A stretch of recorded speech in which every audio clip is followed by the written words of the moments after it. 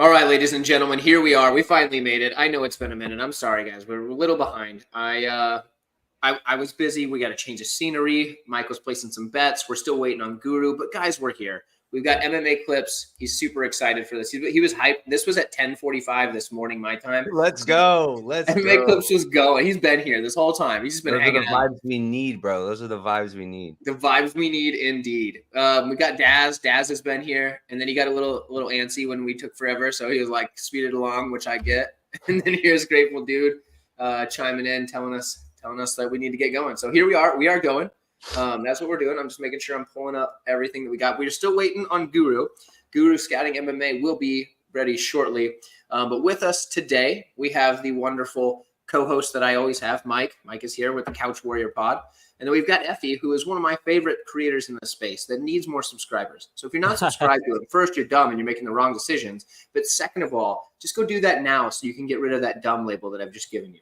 Effie needs more subs. Effie's the man, and his content's fantastic. He's uploading a video right now, so you can watch that after this to hear the exact same takes, but just in a better long-form format. So you don't have to deal with us then. You just get Effie instead. Yeah, which will probably be better, honestly, because his production values are far better than anything either Mike or myself is doing.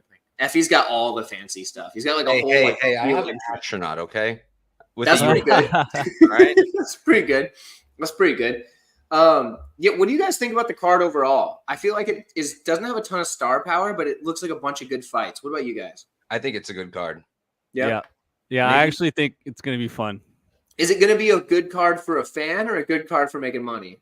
Because those are different. I mean, compared to the previous card, I have a lot more bets. I feel like there's a lot more opportunities here. You have to be really careful last card.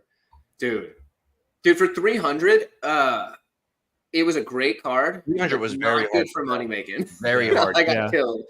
But dude, last week was tough. You had to be real careful there. I hit 2 bets last week out of 7, and I profited because they were Victor Henry round 3 and Petrovic round 3. That's legit. That saved me. I was like, damn, dude. I was this close to disaster.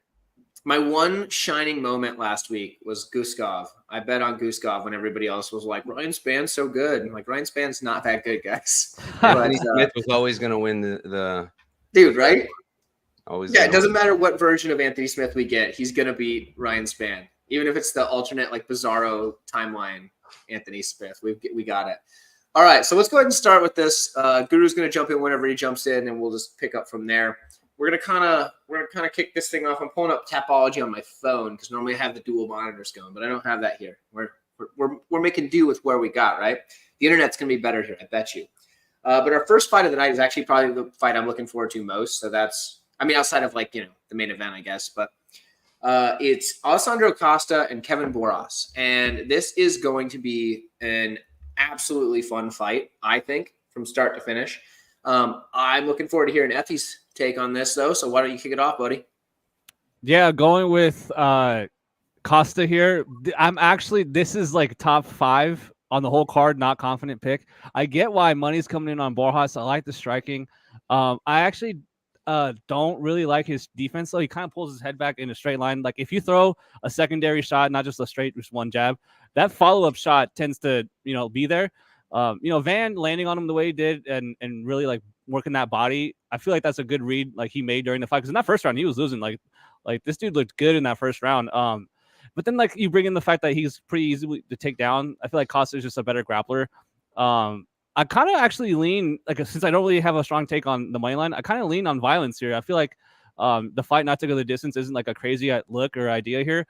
I feel like, to start the pay-per-view, they're going to be swinging kind of wild. Trying to get the fans in it. And another thing I'm kind of surprised is the first fight of the night. These guys are good, man. These guys are quality fighters, skilled in every area. And I feel like Borjas is getting kind of overlooked here as an underdog. But I'm going with Costa, the slight favorite. Not crazy, but I don't have money on this fight. I'm not betting his money line. But for my pick, I'm picking Costa. I think the grappling slightly favors him in this fight. Fair enough. I do like the violence take, like you said. That's an interesting, because flyweights tend to finish more than they get credit for. Everybody's like, oh, flyweights always go to decision, but they really don't. There's actually quite a few finishes in the division, so I don't mind that at all. Mike, what do you think about this fight? Boras Army, baby. Let's go. Let's go. Nice. I'm on Boras. Dude, I don't know why. Sometimes when I'm taping, I'll watch a guy and they'll do something like I'll just get so aggravated and it doesn't make any sense. I'm just taping. I don't have money on it. Why am I getting pissed off? But I get genuinely furious. And I was watching Costa's tape and I was getting genuinely furious. This dude has everything he needs to be a great fighter. He's ripped to the gills. USADA is gone. Great jiu-jitsu, decent wrestling. Just throw on the feet, my guy. He doesn't do anything. He doesn't throw. He doesn't lead exchanges. He's constantly looking to counter. He's extremely low output. If he was leading exchanges, if I knew that he would be able to set up the takedowns with his hands, then Costa makes a lot of sense at this price tag because he does have a significant ground game advantage. Borjas is still green there, but he's shown pretty good submission defense, did Borjas. He has shown that his takedown defense is improving. And, Van took him down, but Van's got hands. He's got real hands, and he's got the output. He can set it up. He makes you worry about the hands, then he can mix in the takedowns. Costa, Borjas is going to know what's coming. It's not like he's going to be mixing it up, setting it up with a bunch of combos and then shooting. He doesn't do that. So I think it's Borjas. The line's getting, at this point, it's probably a pass. I played him at like plus 130. I guess you can play him here because I line it like pick him personally. It really comes down to, can Costa really wrestle all 3 rounds? Does he have the cardio for that? Will he be able to get the takedowns without the hands to set it up? I don't know. So for me, Borjas plus 130 was a pretty easy click. Dude, okay. So first things first, I do understand what Effie was saying about him going straight back. I do understand that because I actually wrote that in my notes that he does a lot of like that lean back defense, which I don't necessarily like, but he usually does it when he's countering a single shot. And Costa does kind of throw single shots a lot of the time. And if he's going to be able to do that lean back on anybody, it's going to be a guy that's going to throw single shots. And I think it's going to be successful. I'm on Borjas here. And I actually think he should be the favorite. I would line it at him about minus 140. I think he's going to put way more volume out there. The dude's durable as heck. He's incredibly hard to hold down too. We've seen that, like even on his Contender Series fight when I was on the guy. Nobody was on that guy, but he was like, "Oh yeah, this other guy, this Diaz guy is going to maul him," and I'm like, "No way." Borjas just kept getting up and just mugging that man on the feet, just beating the brakes off of it. Just I definitely see Borjas getting this one done. I think minus 140 is where it should be. So yeah, I played him. I think he's playable easy right now still. I think Borjas gets this done at a pretty high clip. I think he's just going to put way too much out there. His cardio is fantastic. Even in the 3rd round in that Van fight, like he was still landing pretty good. Even though Van was like hitting him and pieced him up to the body and hurting him, he was still landing down. So I'm with you, Mike. I think Borjas gets it done. Now, Borjas Army, baby. If he does get stuck on the mat, he's in trouble. But I just don't see it. I don't see him getting held down like that. He's way too good for that. He was the first bet I made on this card. Actually, as soon as that line opened at plus 105, I thought he was going to turn out to be the favorite. So I bet him clear back then. And then here he went to be more of an underdog after that, which was crazy to me. But yeah, let's check with the chat, folks. We got MMA Clips. He's with us, says we're sharp folks, but he's with the Borjas train. So that's cool. Shouting it back. Real Fight Picks with making fun of Ryan Spann for wearing that stupid cape. Yeah, I agree. Ryan Spann's so weird because like he's really uncomfortable to watch in interviews. Like I feel uncomfortable for everybody that's there. Like everybody involved. Like, you guys ever watch his media days? Not really. Dude, don't. It makes you feel weird. Like it's uncomfortable. I don't like it. Like I watch it and I'm like, man, why does it like if I was in the media, I'd just be like, no, we don't want this guy. He's super awkward and he like makes everything uncomfortable. You ever have a conversation with somebody that just makes it uncomfortable to talk to? That's Ryan Spann. Yeah, when I saw the cape stuff, I was like, I had money on him. I was like, I lost. This is over. We lost. And I even said in my video, I was like, I feel pretty good about Spann as long as he get bonked in the head in the first round. He got bonked in the head in the 2nd round. So I was like, fuck. So it matters. Dude, and Guskov, like he got a bunch of crap for losing to Ozdemir, but dude, that's a tough debut, you know? Like I get it. Like Ozdemir is a little older, but like and he was out there training on the airplane too. Yeah. That'll drain you, bro. That'll drain you. It's hard. Wear you out, man. Anybody There's not a lot of airflow in an airplane, right? Anybody wear I'm gonna something be flying funny tomorrow. I'll be doing this the whole fight. A TJ Dillashaw in the airport. Yes, sir. No, I'm saying, did anyone wear like any funny things at the media day today? If so, I don't know. I haven't seen any of it yet. I'm a fade. All right. I've been working all day and like I meant to watch it and I just haven't had the chance. So that's a shame, but I'm gonna have to check it. I'll be checking it out tomorrow morning early. That's the plan. But we can move right on to the next one. The next one we have is Ismail Bonfim and Vince Pichel. Now, apparently, Mike noticed some stuff going on in the Twitter world involving Vince funniest Pichel. morning ever, dude. So that's kind of funny. But apparently it sucks that Guru's not here yet because oh man, we have to circle back to this when he comes. We'll circle back to this one at that point. Maybe I need to hear him talking about this, and once he gets here, I'm gonna start bringing up the Apex every 10 minutes because he hates the Apex. Dude, okay, I know so many people hate the Apex, but I love the Apex. I get his argument. Like his main thing is he feels like it's robbing the fighters, which I kind of get. I mean, honestly, if I'm a fighter, like when I was a fighter, I didn't want to fight in front of all those people. That sucks. Like, because then when you lose, like, which I have done before, dude, that sucks. You got thousands of people that are just like, look at you, you just got your ass beat, dude. It's fighter dependent though. Some of them live off the energy. I can get that. Like someone like McGregor, like you don't put him in the Apex, right? Well, I liked it in the beginning because like the shots you could hear him clean, dude. Even a check kick, you're like, oh my god, like that sounds terrible. And then the corner. That. You can clearly hear him screaming, but then it turned to like the corners cheering so that the rest could hear him.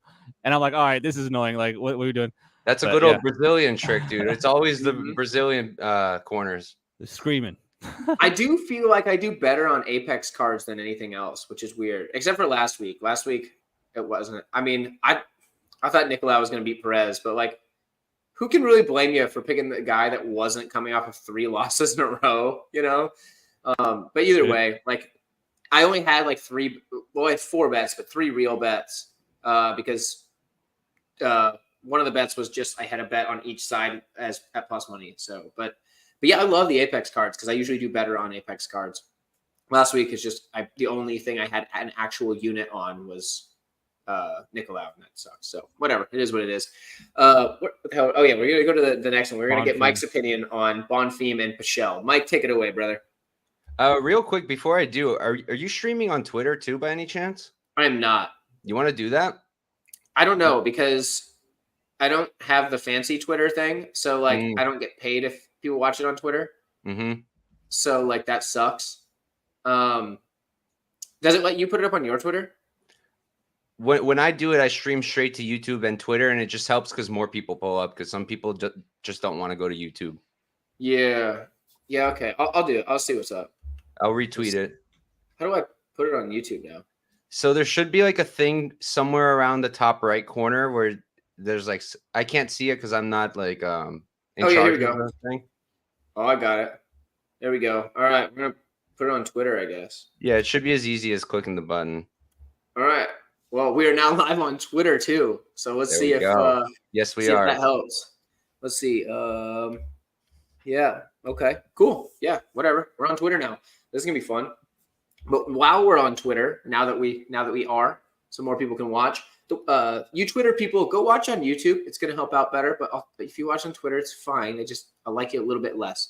Mike's about to break down Ismail Bonfim and Vince Pichel. Mike, why don't you tear it up? Let's go. Yeah. So I mean, look. Last time this fight was made, I was strongly considering a Pichel bet. And if he wasn't out for so long and he wasn't 42, I would be on Pichel. Bonfim's really good and he's really young and he's still improving and he's going to be getting better and better and better. But right now, like he's a bit low volume. He's got a ground game deficiency. That's clear as day. I mean, is Pichel going to come out here and Benoit Saint-Denis him? No, not even close. But he could mix it in. He could mix it in with the striking. If he had a little bit more explosiveness left in him, he can mix it in because his striking is pretty good. His output's pretty good. Very unorthodox kind of striking. Hard to know what's coming next. And I think he's competitive on the feet with Bonfim. And if he can land those takedowns and he can grapple with him, this becomes a competitive fight where Bonfim doesn't look minus 500. But Pichel's been out for a minute.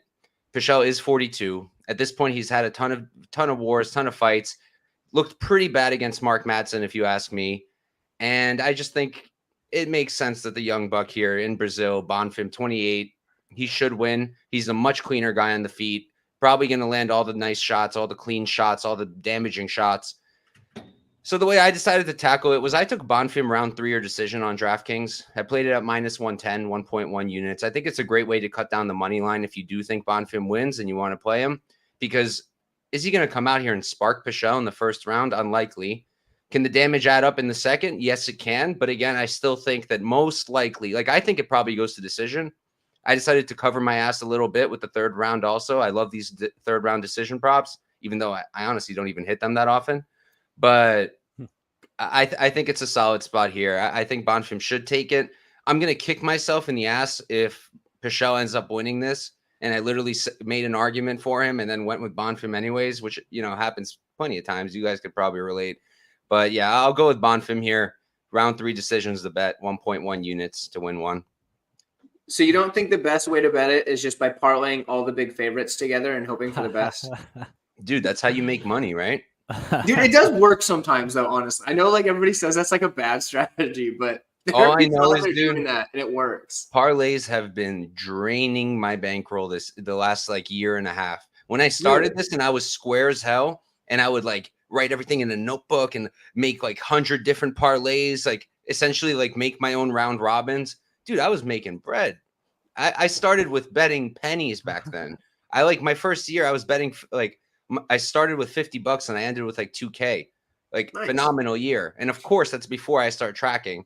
And that was all parlays. That was essentially all parlays. And now it's my straight bets and my props. My parlays can't hit to save my life, unfortunately. James That's Lon crazy. Top last Parlays week are my bets. Yeah, Lon Top killed me last week. Same. The other leg was Machate, and that was a bad bet too because that was a close fight. So yeah, I'm moving away from parlays as much as I can. I'll still have way into the parlays because when I go away from the parlays, I start trying to get cute and be like, oh, okay, so what can I do to like? And then I start playing like massive underdogs, being like, well, one of them's gonna hit, so like I bet if I can like make a case for them, because like sometimes the reason you play the parlay is because it's like, okay, this guy's probably gonna win like 90 times out of 100 or more, and like the line is obviously not playable. Like I'm not going to play like 6 units to win 1, even if I am really sure about it. But like if there's 2 fighters where it takes like 6 units to win 1, I could put them together and then I can play a little bit less to win 1, and it doesn't feel as dirty. And like sometimes it hits, and I'm like, man, that's the way to go sometimes. But you can't do it all the time. Where like when it does miss, you end up just like losing everything. See, I had the same logic, but when you think about it, all that really means is that you're not really that confident on that bet. I mean, or you just don't want to put all of your money on one fighter. Like by the book, like if you're looking at it, right, percentage-wise, like you're playing it by the numbers, if you think like someone should be like, I don't know, 99%, right? Mm-hmm. Technically, then you still have value on -500, -600. Mm-hmm. So if you're not willing to play that, why are we parlaying them? Well, right. But it's because you don't want to put your entire bankroll just to play one bet. You want to play more bets. But if you're that confident, 99%. Well, yeah, but I could also be that confident on the other +600 or -600 on the card. And so I can't play both of them if I'm putting, like all of my units on one of them. You know what I mean? Definitely fair. Like, I mean, what you're saying is literally my logic too. I'm just kind of trying to. Right. I get you. The devil's advocate. I love it. Like if like when I was like, oh yeah, Bo Nickel was going to beat Cody Brundage, but like, how many units? Like, am I really going to play like what 23 units? Well, there's the value. Even if you thought 99%, at that point it was pretty much there. What was it? Let me pull up an odds converter. Yeah, it actually was at 99%. It was like -2,500, so it was at 96. Like you're not going to play a 3% edge. I mean, but like it hit, so. It did hit. It did hit. I'm just laying around. Okay, let's break down this fight. Okay, I think it's my turn now. Pichel versus Bonfim. Now, here's the thing, guys. Do you think Pichel could still out-grapple a YouTuber that wants to grapple him? Is that what you think, Mike? Bro, don't give them the attention. Don't get. They're right. They got enough attention. I'm not a big fan. It's still funny though. I didn't like how they turned buddy by the end of it. I was like, fuck that. He should have been like, fuck. They got exactly what they wanted there, and I think that's what's so infuriating because they did it in such a like most fighters hate that. Pichel happened to not mind, which I was surprised about. Cool guy, but most fighters you're throwing them off. That's what you're doing. It's not about whether you're picking up for them or against them. They're in the middle of a fight week. They're about to fight in front of thousands of fans. Why? Like they don't want to know if you're betting on them, even if you're cutting betting weight, on them. dude. Like they're irritable. Like they're cutting weight at fucking replying to people on Twitter. Like That's part of my breakdown. I was like, I don't want fucking Vince talking to fucking people on Twitter. Like, even though in their defense, they didn't say nothing crazy. They weren't like, this guy fucking sucks. Like, it's not about that. Yeah, it's just tacky. Like tagging them and that's just like, wow. Like I've seen fighters genuinely get upset being tagged in a post where the person's betting on them. Because it's like, the hell do I need that pressure for? Yeah, I got my own things to worry about. And that's with a lot of sports too. Don't ever want me to like tell them if I'm betting on them too. Yep. Yeah, I get that. I actually understand that. Like, you know, it makes me nervous. Yeah. Yeah, I mean, especially if they're like your friends. I guess if they're just like a famous fighter, they gotta assume people are betting on them, right? I mean, that's a thing, like almost for certain. But either way, let's carry on with it. So, yeah, I think Vince Pichel is a skilled fighter, and I think he has the ability to win the fight. But I just don't think he's going to. I think Bonfim's going to be he's younger by a landslide. Like, was he like 20, 28 or something like that, as opposed to 41? Yeah, I mean, it's just what it is. I think the age is going to be a big deal. I think the athleticism is a big deal. The inactivity for Pichel. I mean, Bonfim has more fights than Pichel, and Pichel's been in the game for like way longer. So it is what it is. You know what, Pinky? You're right. You're right about that. But I want to fight them. Don't even talk about it. I just want to fight them next. Like, I'll do it. I'll give up the size. I don't care. See, I weigh 143 today. You won't get them probably thousands of views. I will give them thousands of views if it meant I could fight them. That'd be really you'll fun. watch it yourself 1,000 times. Dude, I would. It'd be a blast. Like, I watched the thing where they fought each other, and like I actually made content about it. Not enough people watched that. Go watch my content where I talked about their content. Of course, you broke it down. Dude, you didn't even see that? What's up? Dude, I didn't see that. No, I didn't see. Tyler would stop. Tyler would stop and record. He would record a breakdown video of two squirrels fighting if it came to it. If he didn't have fights that week, Tyler will break down any fight. I will break down any fight. I will break down any fight. In fact, Guru's here. What's up, brother? Came right in time for the Pichel stuff. Yeah, dude, we were just talking about your main event, brother. We're talking about Pichel. Oh my goodness. He takes a deep breath. Oh man. Yeah. How much time you got, buddy? Yeah, that whole situation was fucking wild. Honestly, like, I mean, maybe I'm in the minority.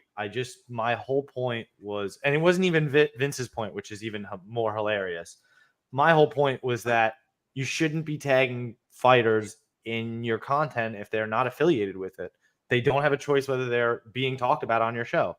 We basically get to say whatever we want about them. And if you're a good content creator, yeah, we may make jokes here and there, but you generally keep it like fairly light and not too disrespectful.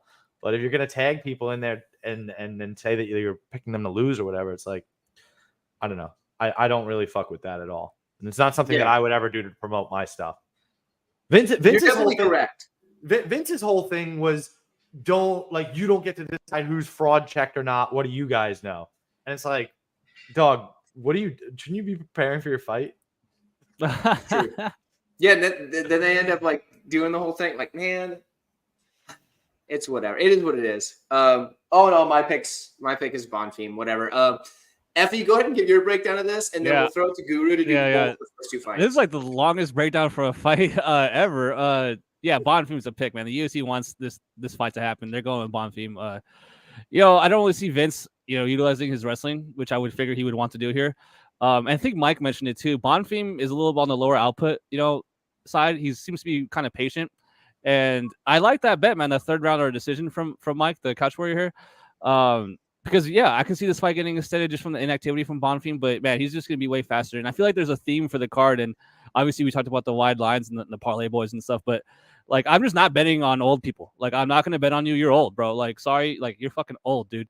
And it's a young man's game, so I'm going with the younger guy that the UFC is definitely trying to promote here in Brazil. Give me the Brazilian Bonfim. That line's hilarious. We're talking Bellator, PFL area on some of these lines.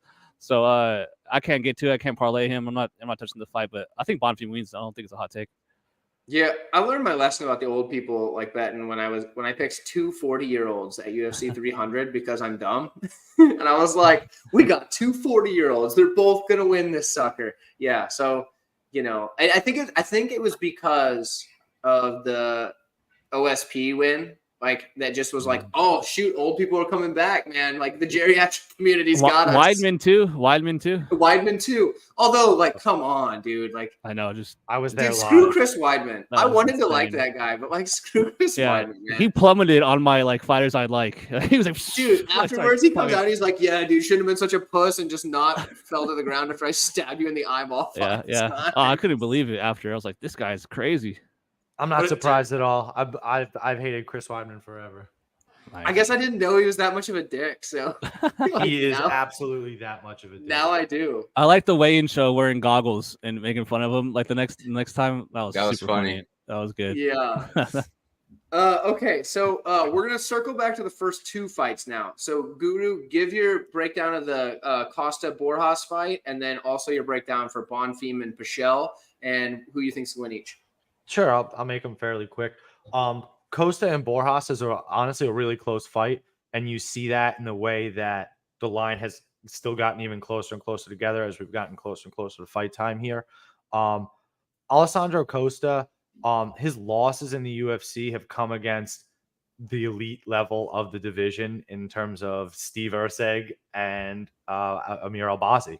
And, you know, his win honestly was fairly impressive. You know, he looked, I mean, it's obviously Jimmy Flick, but like, I mean, he looked good. And there was times versus Steven Erceg that he looked good when he's rocking Steve. So, you know, I do lean him with a heavy grappling advantage, but Borjas is a tough SOB, as you saw in the Van fight. You can't just put him away super easy. So I think he's going to have to like choke him out because he's certainly not knocking him out. But yeah, I lean Costa by decision, but Borjas KO could certainly happen. Certainly could. I like Costa. Okay, fair enough. So we split 2 and 2 on that one since you missed it earlier. Guru, you and Effie both were on the Costa side. Me and Mike are on the Borjas side. But Guru, who do you have in the next? The value boys up top there. Hey, value. You got Rose and Pat Barry up there. That's Oh my god. well, at least we know that I'm Jeez, Rose. Oh, that's a diss to Couch Warrior there. What is with you picking fights with YouTubers today? Oh my god, Dude, seriously. picking fights. Who's picking fights? Nobody's picking. Oh, fights. that's funny. I've been trying to pick fights with YouTubers, but none of them will fight me. It's bullshit. Because you're too willing to fight. Bro, that's true. I've done shows with Tyler, and at the end, we're like, dude, who do you want to fight? Like on Twitter and stuff. Like every time we're like what? Yeah, I feel like this conversation happens every time we have Effie on. Every time. It's every time. Maybe Effie just brings it out of me. Bro, let's try to get down. Get in on Okay, Twitter. who do you have me on next one? The next fight was listen, Vince is a really, really tough guy. And we're not going to use the word fraud check at all because that's not a term that we're ever going to mention. But yeah, Vince is a really tough guy, but if he was the Vince he used to be, he probably would have beaten Mark Madsen. So he didn't, and it's been only more time since then. Cuts a lot of weight. I kind of lean Bonfim round 3 decision. That's like kind of the prop area that I like to go. But yeah, not a fight that I want to be heavily vested in. There's a lot of these minus 500 favorites this week, so got to pick your spots carefully. That's for sure. All right, yeah. So we're all on the same page on Bonfim there. Makes sense. So Ryan Jordan in the chat says we got a dope panel. I absolutely agree, Ryan. I still want you to come on for a trivia if you're feeling down. You sounded like you were pretty good in the chat that time. Guru could have used some help there, buddy, but that's okay. The world versus versus Eric. Eric better be there every time. If anybody ever shows up to trivia and Eric's not there, I'm throwing a fucking riot. No one will beat Eric. No one will beat him. Eric is so good. You literally sandbagged me. You sandbagged. I knew you was set up to fail. You're like, hey, you want to do a trivia show? Yeah, I love trivia. Oh, it's MMA trivia. Okay, I won't be great at that. It's obscure MMA trivia. Ooh, I'm not gonna. That's not good. You're doing it against Eric. What the? So, like, I gotta be honest. I didn't know Eric was that good. Like, I know he was like trivia guy. I didn't know he was that good. Like, he killed that. He used to. I'm pretty sure he used to like actually write trivia questions and stuff. It makes sense. He made that look easy. So I think it was Dan Levy that said he would do it next against Eric on Twitter. That's I don't know. Dan I knows a haven't lot told him to too. do that. Dan knows a lot. So that's I the vote- next time I get a chance, we're gonna do that. I vote for Addicted to Combat, Patrick. I think you. I tried to get him too, but he's too damn busy. But I'm gonna get him. Like what we might have to do if Dan can't beat Eric, which I don't know anybody can beat Eric. We might have to just start doing 2 people against Eric and hope that they can at least do it. Hey, that's cool. That's cool. And they have to have Okay. a private chat where they can talk about these things. Yeah, that's what it's gonna have to do. They're gonna have to like they'll have to have like Combine. like maybe they'll pull up on like their Twitter and like do tweet each other or like what or like message each other on Twitter or something like that. That's the only way because that's or Eric becomes the new host and you have to compete for eternity. Eric steals his show because no one can beat him. I love it. you might have to. Actually, I'd be okay with that. Like I'm okay at MMA trivia, but like I couldn't beat Eric. That's for damn sure. Like some of those questions, I didn't know the answer prior to looking them up. He just knew them all. So That's that was crazy. that was next level. But It was. anyway, so we can move on. We mixed our order up a bunch. We're all over the place now. We're just gonna start fresh, and I'm actually gonna kick this one off because I've got a pretty strong take, and I really want to kick this one off. So we have Dione Barbosa taking on. I'm gonna screw up the last name. Ernesta Caracate or Caracati. I don't know. Karate, I think. Caracate. Okay, we're going with Caracate. So I think Barbosa is going to run her over, and I think she's going to sub her in the first round. I don't think it's going to be close. So Ernesta is a good striker, and she doesn't have any takedown defense. She doesn't have any like ability to get up. She's a good striker with no threat really, but she's clean. Let's put it that way. She's clean. Her last fight was the first time I've ever seen her actually throw a lot of volume. Prior to that, she did a lot of feinting, and sometimes she would feint so much that you would be like, is she ever going to throw anything? She would feint herself into inactivity, and she just wouldn't throw any volume. All she would do is feint. So in her last fight, was the first time I've ever seen her throw some significant volume, and she looked pretty good. But if you look at her last 4 fights, it's 3 split decision wins and a draw. Like this girl's keeping it close in all of these fights against competition that's nowhere near the level of Barbosa. Barbosa has 2 losses. Both of them are to UFC caliber fighters, one of which that fights at, well, I guess bantamweight now, but was featherweight. So it is what it is. Barbosa is legit. She's a high-level judo black belt, from my understanding, high-level jiu-jitsu black belt. She's Chris Cyborg's #1 jiu-jitsu training partner. The girl is good. Barbosa is going to run over Ernesta, and I'll be very surprised if she doesn't. I think she subs her in the first round. That's where I'm at. Mike, what do you think? Strongly agree. I've been saying all week, dude, recency bias here is just insane. And people you need to put context into things. Like Karacate, yes, she had insane volume and she defended all the takedowns. But who was she fighting? Carly Judas as a raw talent is very good. She's got a lot of potential. But right now, she was 3-0, extremely green, extremely hittable. Her wrestling is not high level. Her jiu-jitsu is certainly not high level. You're putting her into like a completely different league now. She was fighting someone who was on a much lower level, on her level. Now she's going up and fighting someone who's actually good. And where does Karacate really have any advantage here other than the output? Nothing. She doesn't have anything else.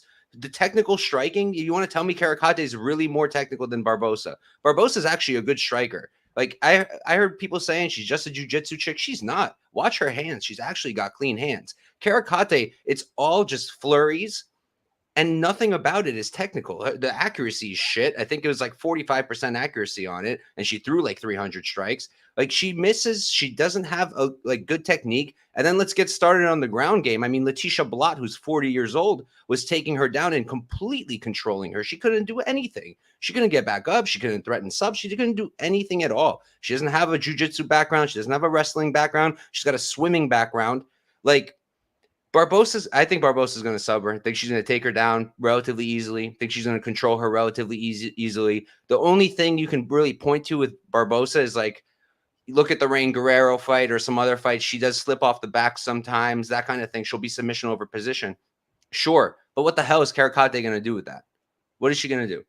Maybe she'll slide out and then Barbosa will get back on top again. Like, she's not going to control Barbosa. She's not going to ground and pound KO her. She's definitely not going to submit her. So I struggle to see how she wins this fight without Barbosa just completely dropping the ball, which is always possible. That's why even though I'm so passionate, I ain't laying minus 220 on Barbosa. I played the ITD. I played plus 200 inside the distance. I was going to do sub, but if you're going to give me sub at plus 215, plus 220, and ITD at plus 200, I'm going to cover my ass in case a ground and pound happens, which happens all the time, and then everybody's upset. So I won't be upset if that happens. But yeah, dude, I've been passionate about it all week. Like if I was forced to parlay something, even as gross as it is, I would parlay this because I just think Barbosa's on a different caliber of fighter. Karikate has potential. She's really young and she is improving fight to fight, but the jiu-jitsu is not going to catch up this fast. So, and she's also flying like 15 hours from Lithuania. I did a whole post about this. She's also flying really far. So give me Barbosa all day, man. I think she subs her early, late, doesn't really matter to me. Yeah, fair. I mean, like the only real big advantage that Karikate has is just the length. She's going to be. Can I add one more thing? Yeah, go ahead.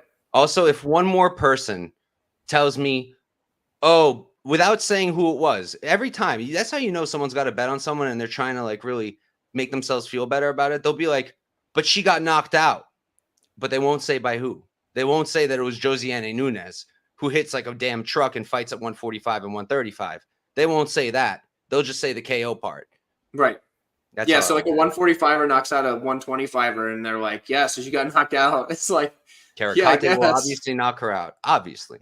It's that easy. Oh, goodness. Yeah, no, I'm with you there. Real quick, Kevin Martinez in the chat. Don't worry. Stay tuned, brother. We will get to that fight shortly. Bro's trying to cheat the system over here. Yeah, seriously. You trying to skip ahead, man? Like, chill, bro. We get there. We get there. I'm just kidding. We're glad you're here. Guru, what do you got in this one? Hopefully we're on the same page. I think we are. You're muted, brother. I do that shit all the time. There you are. Yeah, this fight's certainly. I'm not gonna say it. I don't want to lie. You know what? It's a striker versus grappler matchup. It is at the end of the day. She's a multi-time national champion in judo, multi-time champion, Pan American champion, black belt jiu-jitsu. So, she's gonna get the fight to the mat, like we're all saying.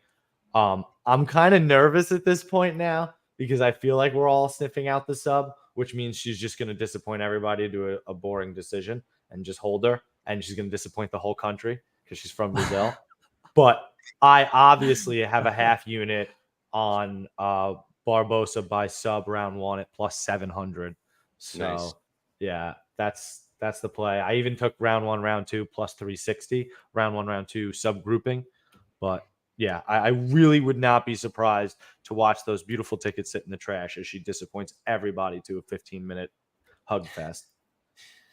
I think you're right about that first round sub, though. I really do. I might actually go play that right after. I would love it. That made me so happy. It would make sense. So, I mean, I'm with it. Kevin, dude, welcome to the channel. While you're here, Kevin, hit subscribe to all of us. What were you saying, Guru? Oh, sorry about that. Do subscribe. All 3 of her finishes are in round 1. All 3 career finishes are round 1. So, yeah, she doesn't start slow. 100%. And like Couch said, what really sold me was the Blot fight.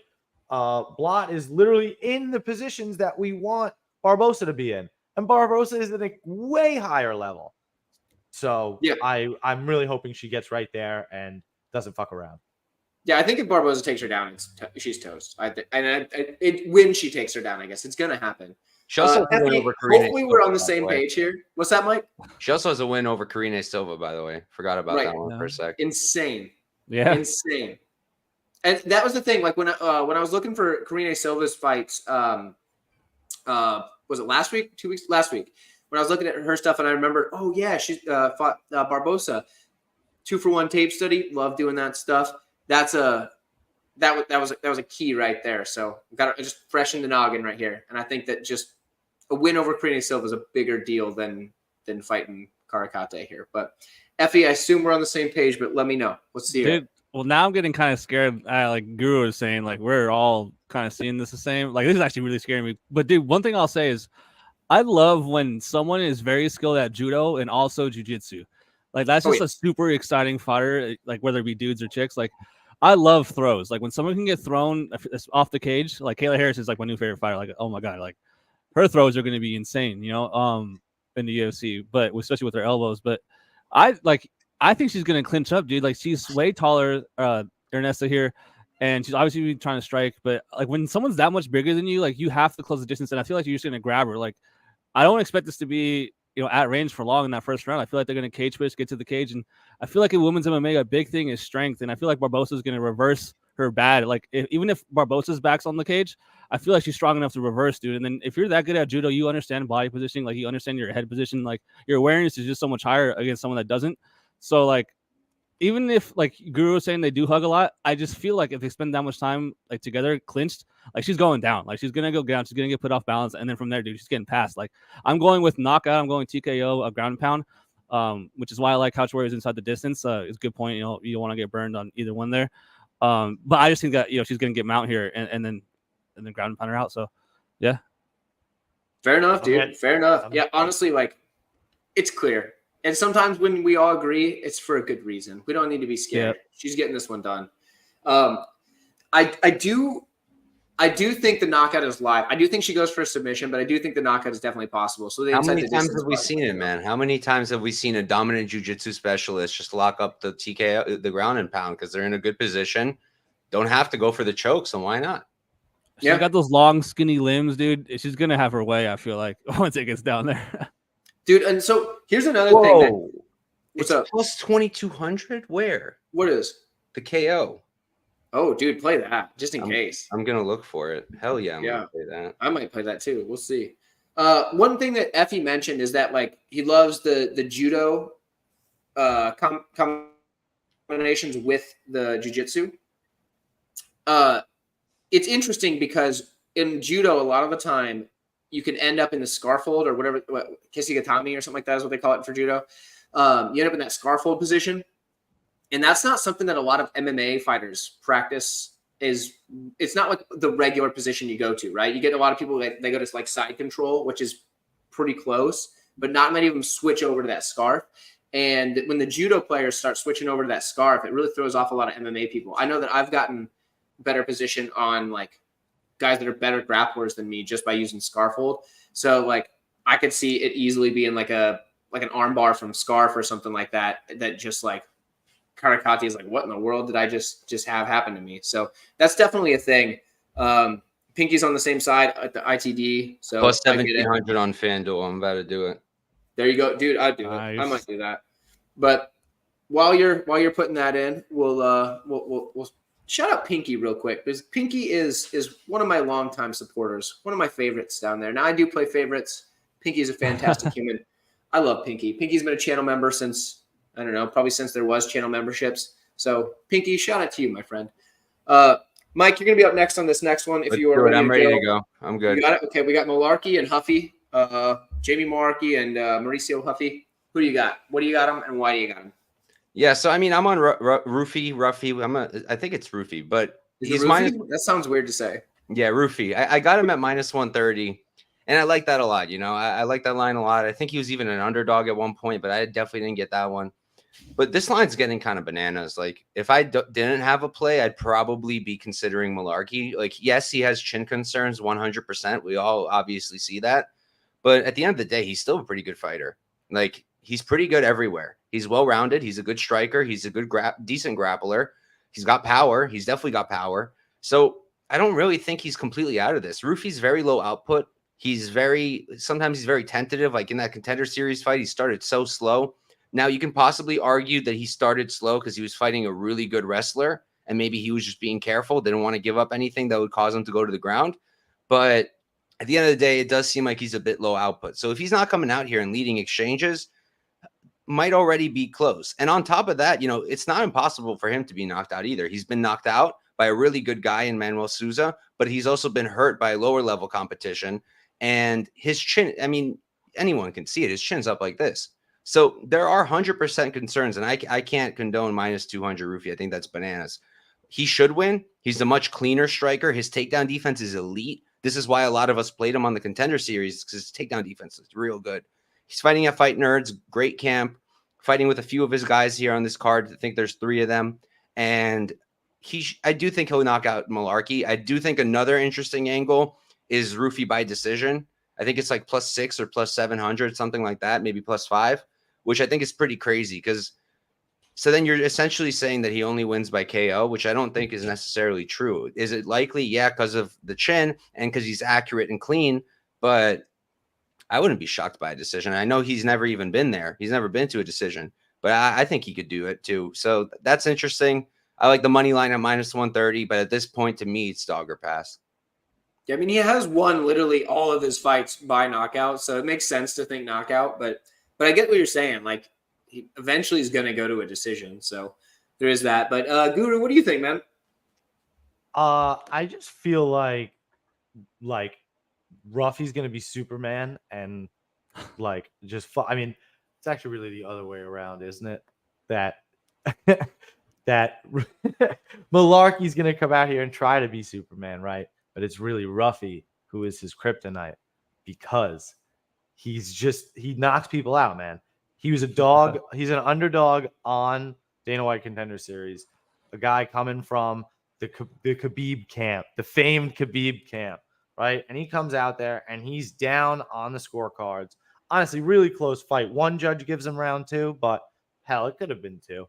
But it's a close fight, and he knocks him out in the 3rd. He keeps coming with the pressure. He hits really, really hard. And I'm going to tell you something about Jamie Malarkey. Jamie Malarkey, if he likes to lose, which he does because he's got 7 losses, he's got 5 career knockout losses. Once that chin is gone, boys, it does not come back. I don't care how hard you train. So this guy's going to come out. He's going to hit him hard, and he's going to hit him hard in the face.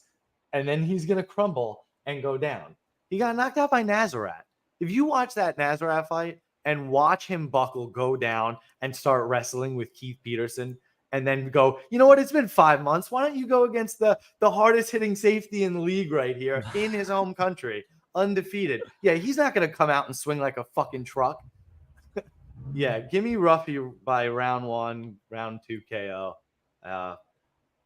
And you know what? Let's just take the round 1. Fair enough. Shits I and mean, giggles too. Dude hits like a train, so I get it. Effie, are you on the same page? Where are you at? Yeah, I think it comes down to it's probably more unlikely, or sorry, no, it's probably more likely that Jamie Malarkey's chin doesn't hold up, whereas it's more unlikely that it does. If it does, like this line, I completely disagree. Like, it's just wide, like -210. Like that, I disagree with that. Like, I really do. I feel like you have to prove it to me more. Like, I feel like an angle that I kind of like to lean on is a lot of these guys on Contender Series, coming out from the regional scene, they're finishing all their fights, right? They have a crazy, whether it be 100% or like 90%, like they're used to getting all these finishes. They get a step up in competition. They find that finish, harder to get.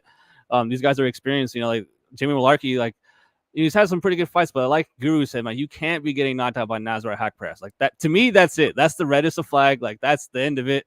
Like that's it. Like you can get knocked out by Nazareth hack press and then expect not to get knocked out by this guy Rufy. This dude has clean striking. The speed should definitely be in his favor here.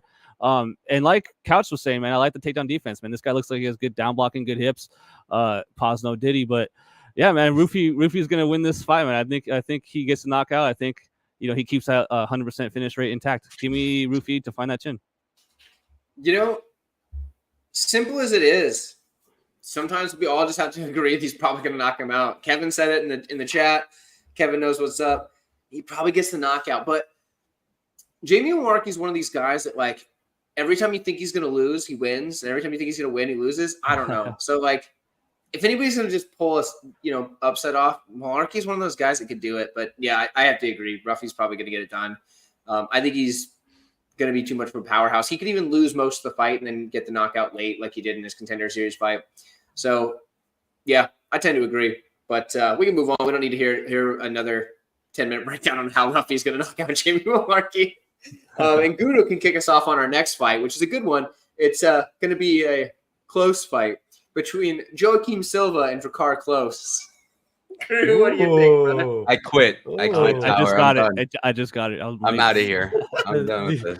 The dad humor. Okay. I'm not even a dad. I just got these for days. You might man. be. Dude, dude, that'd be scary. You might be. You might not even know it. That would be scary as heck, man. I've never seen my iPad do this before. That's the craziest thing I've ever seen. Okay. What part are we on? We're on the Silva and close. You didn't hear the joke, Guru?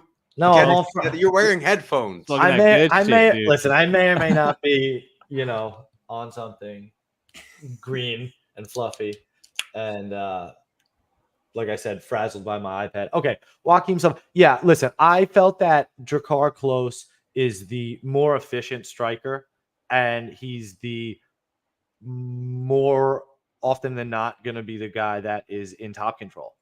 And when you're in positions of advantage or landing more frequently, you're more often than not going to win fights, especially when we think these fights are going to take place over distance. And that's kind of like essentially the math I did as to why I picked Max Holloway. It was like I felt like Max was the more efficient striker, and I felt like the fight was going to take place over time. So I felt like he was going to win and pull away and win. Did I think he was going to put a clinic on for 5 rounds? Not necessarily, but I did think he would win. And I bet that round 5 KO. And this is kind of like a similar in that respect, because I just feel like Drakkar, like I said, is going to be the more efficient guy and should kind of get that round 3 decision. That's the prop I like here. And yeah, generally, it's going to be a relatively boring fight, to be quite honest. But Bold statement. Yeah. Boring fight. Okay. What do you? I don't know. Drakkar. I mean, listen, Drakkar Klose when he's fighting Beneil Dariush. I mean, that was like maybe that was exciting, but I don't know. Watching him kill Brandon Jenkins while amusing, I don't know if that's like a high level. You didn't like the slam? The slam was sick, but Yeah. I think I had an over on that, and I was very sad. Dude, I had the over too. It hurt so bad to see that. Yeah, because it's Joe Selecki, who's also another. So maybe he can make it interesting. Maybe he'll slam him again. That'd be pretty funny. All we know is it's going to be a close fight. That's all we got to say. Oh my god. Right back here. Okay. Before I go off any more dad jokes, Effie, why don't you break this one down, huh? Yeah, I'm going with close as well here. I don't foresee myself betting this fight. I mean, it's just one of those like, hey man, there's 14 fights on the card. Like, you don't got to bet every single fight. But I do think that Close is going to win this fight. And it's more that I'm unimpressed from Silva, whereas Close is a pretty good fighter, man. I'm not going to disrespect his skill set. Whereas Silva, I mean, dude, knocking out Jesse Ronson the way he did, like Jesse Ronson, like he's not good, guys. Like, he sucks. Like, and then he had a close fight against Clay Guidi where he didn't do much for the beginning of that fight. It was kind of a weird performance where I thought he was going to walk right through the old man. But yeah, dude, another guy, kind of crazy. We're talking about 2 straight fighters that have been knocked out by Nazareth at hack press. That's actually kind of wild. But no, man, I just feel like Close can keep it upright. You know, good defensive wrestling here if he wants to, bang. I feel like he's a better striker. So rare time here, a Brazilian loses on the card, but I think it happens. Give me the American, give me Close, and I think it's a decision. There you go. Okay. So interesting that so far in a close fight, both of you guys are I'm sorry. Okay, that's the last one. I'm sorry. That's the last one. Okay. I hope it's not. I hope it's not a close fight. I literally hope it's not. I hope it's a 30-26, and we can just come back to this. Pressure is on every fight that I pick. Okay, you know what? You hope I admire your confidence, and I appreciate you. And for that, I'm gonna make sure that we win at least half of these fights. Hopefully, all of them are gonna pay out enough for you. We're gonna win at least half. I feel it. I feel it in my bones. But I want to highlight a couple of things. First off, Nate Brown is a new member of the channel. Let's go. Fantastic, Nate. Welcome to the club, my friend. I appreciate you. You're gonna buy me some new markers for that marker board with that contribution there. I do appreciate it. And another thing, Nate actually was telling me in my comment section how he was on the Max Holloway finish like early in the week. So I can vouch for him when he said that. He did think it was going to be sooner. I think he said round 4 was what he was saying originally. I could be wrong, but I think it was round 4. So there we go. We got it. And again, like every fight, that's the confidence that I like to see around here, guys. That's the confidence. Does it always pay off? No. Sometimes it doesn't go well. Like last week, we went 8-5. I caught some flack for going 8-5, but 8-5, it's respectable. It's 62%. This week, we need at least 66%, guys. That's what we're going for. We are going to go for it. What else we got here, Kevin? He says, do you think the judges will be biased in favor of the Brazilian? So do I think the bias for the Brazilians? I don't know. I used to think that was the case, but lately it's been kind of one of those things where like the judges have not been they've been more biased against their home country people, I think, to try to like counteract the bias. Maybe, I don't know, but there's been a couple of them where like in UFC Mexico, for example, where they just weren't given the nod to the Mexicans even when they probably should have won. So I don't know. It's tricky to say. Brazilians are different though, because the Brazilian, it's like they have that like MMA kind of pride because it kind of started in Brazil type of thing. So it's a good question. Do you guys agree with that or no? I think hometown bias isn't real. There you go. I Might think put it to death. I agree, and I really agree with that. Sometimes they go in the opposite way. It happened in Canada as well, where they're It like did. harsher on the guys. But also, if anything that affects it, it's the crowd. The crowd will definitely be reacting louder to little things, whereas they wouldn't otherwise. You know. I think it's just generally when you go places, the commissions are not as used to MMA fights and they suck. But That's true. I'll tell you this: I'd be more once I watched SD Dumas win a decision in Abu Dhabi. I knew that it was over in terms of like hometown cooking. Like, Yeah, that was wild. Is what Didn't that Davey was. Grant get robbed at home too? Yes, Yeah, Yeah. it was a close fight. Versus Daniel Marcos. It's a very close fight as well. Okay, so where are we at on this? Guru and Effie both broke down the close fight. Okay, my turn. So close is probably going to win. I'm trying not to. I know. That's why I'm looking at you. Okay, close is probably going to win, and it's going to be a decision win. All that time hanging out with old man Pat Barry has really done a number on your sense of humor. So that's funny. That's cold. I'm going to give you anybody that's watching. I'm going to give you guys a little sneak peek. This year, October 31st, Halloween, or like whatever I put up my video around there, I'll be wearing my Rose Namajunas costume. I love it. You're going to see it. Amazing. It's going to be legit. You guys are going to love it. It's going to be so good. I'm excited. Also, I'm going to try to find somebody to dress as Pat Barry. I don't know that I can find somebody. I don't think anybody wants to do that, but I'm going to try. But I will be a Rose Namajunas for my breakdown video around Halloween. So there it is. All in all, I think Close is probably going to win. I think he's a more efficient striker. I think he's going to be on top position more often than not. Probably going to have better volume, but he could get chin checked because Silva hits really hard. So, he's also got really good jiu-jitsu. He could choke him out or something. But then again, for a guy that does have such good jiu-jitsu, he doesn't really get a whole lot of submissions. So that's kind of strange. But he does have good jiu-jitsu. So he could get something. But yeah, I'm taking Close. Mike, what do you think about this one? Let's hear it. Yeah, so I mean, I took Close at -180. I kind of just taped it, played it. I was like, fuck it. Like, I'm just gonna go with my gut here. Having buyer's remorse though now. Like, now I'm remembering why I play numbers. Like, this is why I don't play just win. I play numbers because, look, dude, is Close gonna throw a lot more? Hell yes. That's my main issue with Silva. He doesn't throw. He's another Costa that I was ranting about earlier. He doesn't throw. He doesn't lead exchanges. If he did, that would be another thing. Even against Clay Guida, why was that striking so competitive? Because he wasn't really throwing. That's why. So Guida could be competitive with him. And, the technique's pretty good. Like, he's not a bad striker, but it's a little loopy for my taste. You don't really see him come in with a 1-2. Like, have you ever seen Silva throw a 1-2? I'm not even sure off the top of my head. And you brought out the jiu-jitsu. Like, yeah, that'll be there, kind of. But when does he really wrestle? Like, does he really grapple all that much? No, not really. And I do think I do rate Close's takedown defense pretty highly. I think he's got good takedown defense. I think Rafa Garcia is a better offensive wrestler than someone like Silva.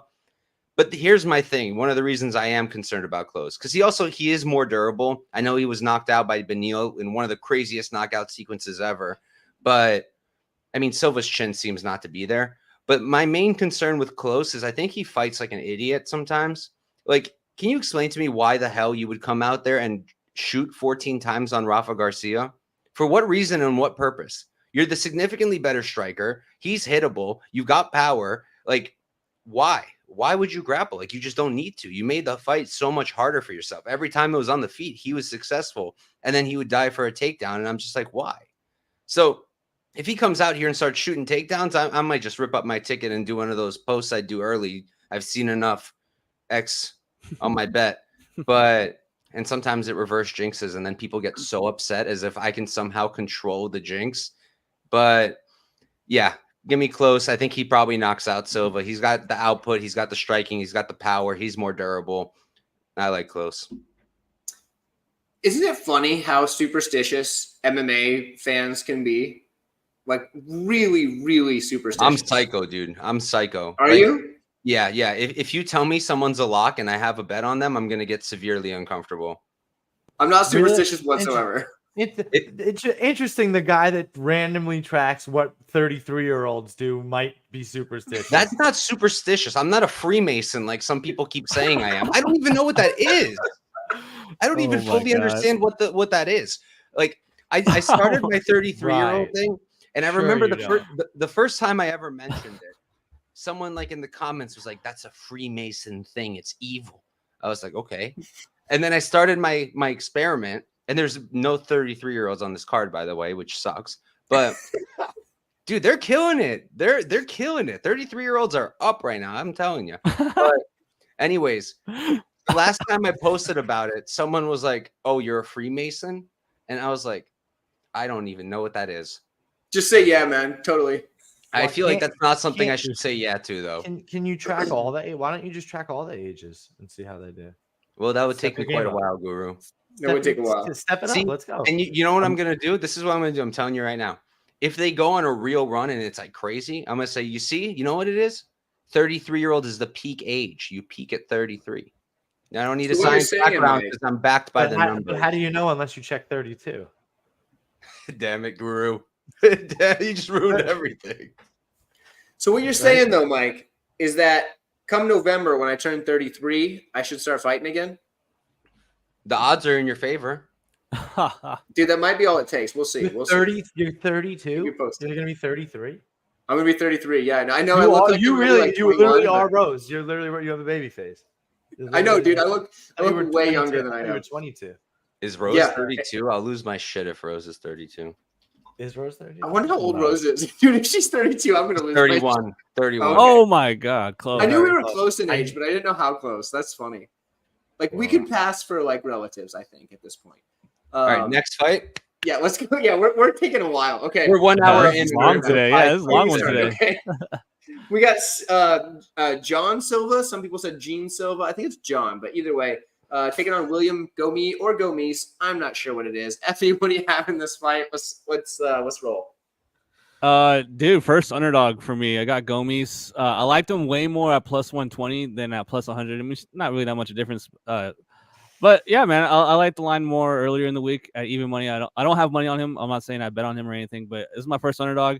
I'm going with Gomis. Dude, I actually don't like him. Like, I don't know if he knows he's in the UFC. It's the Ultimate Fighting Championship, not the Ultimate Point Fighting Championship.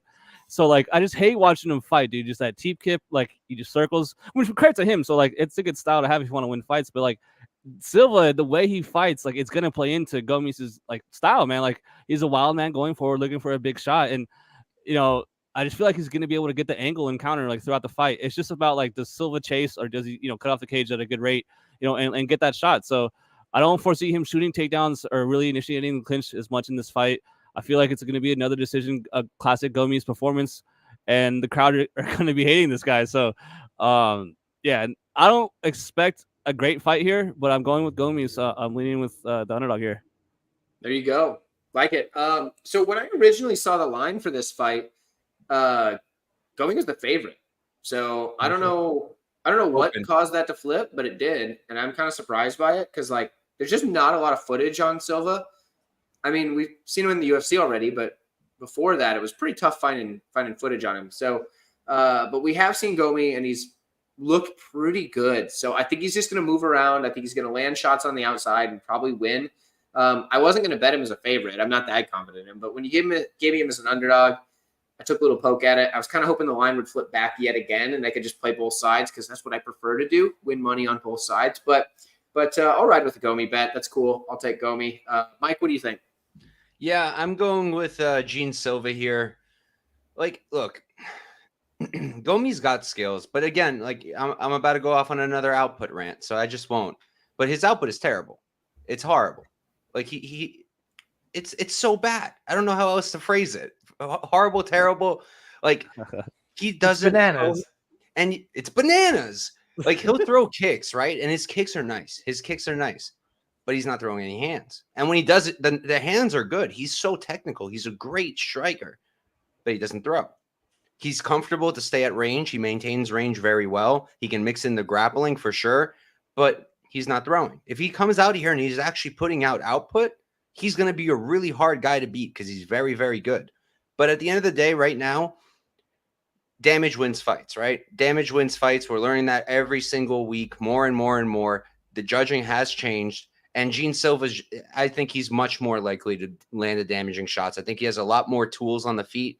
Maybe not like he's more like he's more likely to throw knees and elbows, and they're nasty when he uses them. He's nasty up close. He goes to the body really well. He mixes it all up. His range management is actually pretty good. Like he'll land his shots and then he'll try to move out, and he's going to be the one starting these exchanges. He's going to be the one leading. He's going to be the one doing stuff.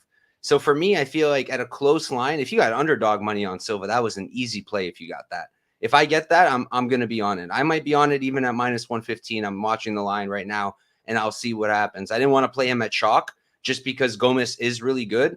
And the tape, like you said, on Silva is a bit limited. Like, do we even know what his takedown defense looks like for real? Do we really know what he looks like off his back? He might be elite. He might be horrible. We don't know. And Gomez does have decent wrestling. So if Silva is beating up on him, maybe Gomez could mix in the wrestling and win minutes that way. We just don't really know. So I can't get to it at chalk. But at plus money, it's an easy play. He's going to do more. He's more likely to damage. He's more likely to finish.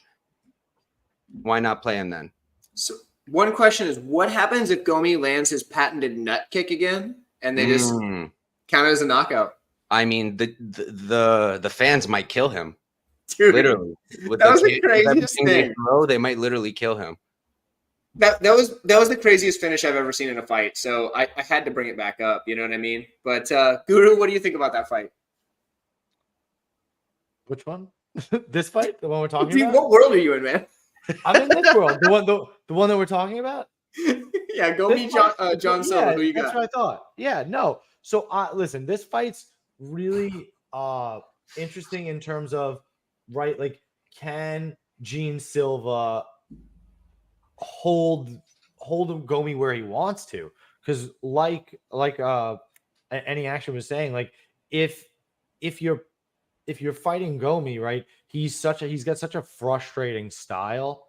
It makes it difficult. And I honestly feel somebody like Gene Silva, who is like just a bull in a china shop, wants to rush forward. Like, he's gonna like he said, he's gonna play right into the way that Gomi likes to fight, and he's gonna be able to mix in some takedowns. And I think I do think that's relatively problematic for Gene Silva, even if he's got decent takedown defense, which I'm not necessarily convinced he does. Like, when you're throwing those kicks and knees, like, you're gonna leave yourself more open to being taken down as well. So yeah, I was happy to take a dog shot. I got plus 110 on the money line there, and I think that money is closed up. I think it's like closer to pick 'em now. So I'm happy with that. Otherwise, it's a fight that probably goes the distance, right? You watch him fight Francis Marshall, but Francis Marshall does a fair amount of grapple fucking. Do we think that Silva's going to start wrestling and hold him down? That's not something that I've seen him do. He's more of a brawler. So fair enough. I get that. Kevin said that it was because the photo showed that like Gomi was taller. He was huge. He's way taller. That was the other thing. They did face off today because, like, whatever, and everybody was applauding Gene Silva for, like, not looking away. Like, you're hard, bro. That's awesome, but you're also like 5'7" and he's 6 foot. Like, right. Dude is 6 foot is a big height difference for that. But and so, like, does anybody have the current odds on this? I haven't looked at odds much this week. I have the odds up right now. What's the current line? Silva -115, Gomis -105. Yeah. Dang, Dude, that's insane, close. dude. That's wild. That moved fast. And I think if you like Gene Silva, the value's absolutely on playing him by sub, because you're hoping that he negates some of the grappling and then maybe reverses that position and or even hurts him and then subs him. I just want to see Silva get back to plus 100 so I can play both sides, but It is True. what it is. Yeah, true. We can move on, though. We spent a lot of time on the early part of this breakdown, but we have over 100 people watching this breakdown here, and those people are much appreciated. I think like 20 of them are on YouTube. So if you're not on YouTube, jump over to YouTube. We do appreciate that more because then you can get in the live chat, which you can't do on Twitter. But I do No, they appreciate can live you chat too. You what? Twitter can live chat too. We had someone in here earlier. Oh, that's true. Yeah, AA5K was in there from Twitter. Okay, well then everybody just keep on jumping in. Let's keep doing this. Next fight. Who started the last one? I think Effie. Effie started the last. So that means I'm starting this. Oh shoot, I'm starting this one. Okay, we got Brenner versus Oralby. I hate having to make a pick here because here's the deal. The odds make me really, really want to pick Brenner. But the size that I expect to be like when they actually get in there, the size difference makes you want to pick Oralby. Brenner's a dog, though, and that dude fights for your money. He's tough as nails, just gritty as all get out. I want to pick Brenner at the odds just because he's like +2 something last I saw. But then again, I haven't checked the odds in like 3 days, so bear with me. And Oralby, on the other hand, I do think if he can start getting a couple of takedowns, I think he can keep the fight on the mat. He's good at mat returns. Like he'll let guys back up, but he'll just keep bringing them back down with the mat return. So it's really, really tough for me to make a decision here. I'm so far I'm leaning Oralby, but I'm not sold on that. I can be swayed. Maybe one of you guys can convince me otherwise. But for now, I'll say my pick is Oralby. Mike, what do you think? I have a very similar read to it. Like, I do think Oralby wins. I'm a huge fan of both guys. I love Oralby. I've been a fan of him since regionals. Think he's real. I mean, his wrestling's elite. The control is elite. The chain wrestling, like if he can't get the first, he'll get the second. If he can't get the second, he'll get the third. Top level. And, you oftentimes with these Russians, you think like their striking won't be up to par. His striking is great. I think he's a great striker, keeps it nice straight. You don't see crazy overhands coming from him. Everything's clean. The right hand is clean. And I just think he's real good. But here's the thing. A, he's hittable. B, we've seen him hurt. And C, pretty much no one's talking about this, but he's fought at welterweight for the last 6 or 7 fights. And now he's coming back down to 155 where he has fought before, but not in a long time. And pretty much no one's talking about it at all. He had to fly to Brazil while cutting weight to 155 for the first time in a minute. It really might affect him. We don't know. And Brenner, he's really good too, right? And he's improving. They're both really young, which is crazy. They both look like 40. But Brenner's improving fight to fight to fight, and he's really well-rounded, right? He can wrestle. He's got good wrestling. He's got good jiu-jitsu, 11 sub wins. He's clean on the ground, and the striking is coming along. He's really good on the feet. He's clean, a little bit loopier, so I think Oralby will be able to land a little quicker. But I mean, my point was he's not coming out here throwing just overhands, my brother. I mean, every fighter will occasionally throw overhands. But going back to this, I couldn't get to Oralby a chalk. I just couldn't. Fighting Brenner in Brazil with that weight cut that I'm talking about, with the fact that he is pretty hittable, with the fact that Brenner is really dangerous, a fight I'd rather just watch. And the one bet I did make, I mean, the odds didn't make any sense. Elvis Brenner by knockout was plus 1,400 on Bet Rivers. Oh, yeah. Doesn't make any sense. I understand people might think the sub is more likely because there's going to be grappling and he has 11 sub wins, but Oralby is really good on the ground, and I just think he'll be able to defend. I don't think he's going to get submitted. And yeah, he's fought pretty bad competition. That's a fair point too. I mean, I think that it's pretty clear that he is UFC caliber. I mean, he pretty much ran through Medic after taking some big shots, but like that's a fair point. That's another reason to maybe not want to lay minus 270 on Oralby, right? I considered the round 3 decision prop here too. It was plus 100. I don't hate it if you're going to play Oralby. If he gets a finish, it'll be late. I don't think he does. I think if he wins, it's probably a decision. So that's a way to play it, and I considered it. But I think I'm just going to chill with my 0.1 unit on Brenner knockout to win 1.4. And I'll be cheering for both. I'll be happy no matter who wins. I love these guys. Yeah, and to the competition thing, the fact that he beat Medic on like super short notice kind of makes up for it, I think. Like, I understand. Fight a week before. Yeah, exactly. Like, I understand that he hasn't fought the best level competition, but the fact that he came in there and did that to Medic, I mean, it means he's at least got some skill. Because like Medic is what in his last 5 fights, that's his only loss, or he has 2? I think it's his only loss in his last 5 fights. Was it Oralby, wasn't it, for Medic? Maybe not.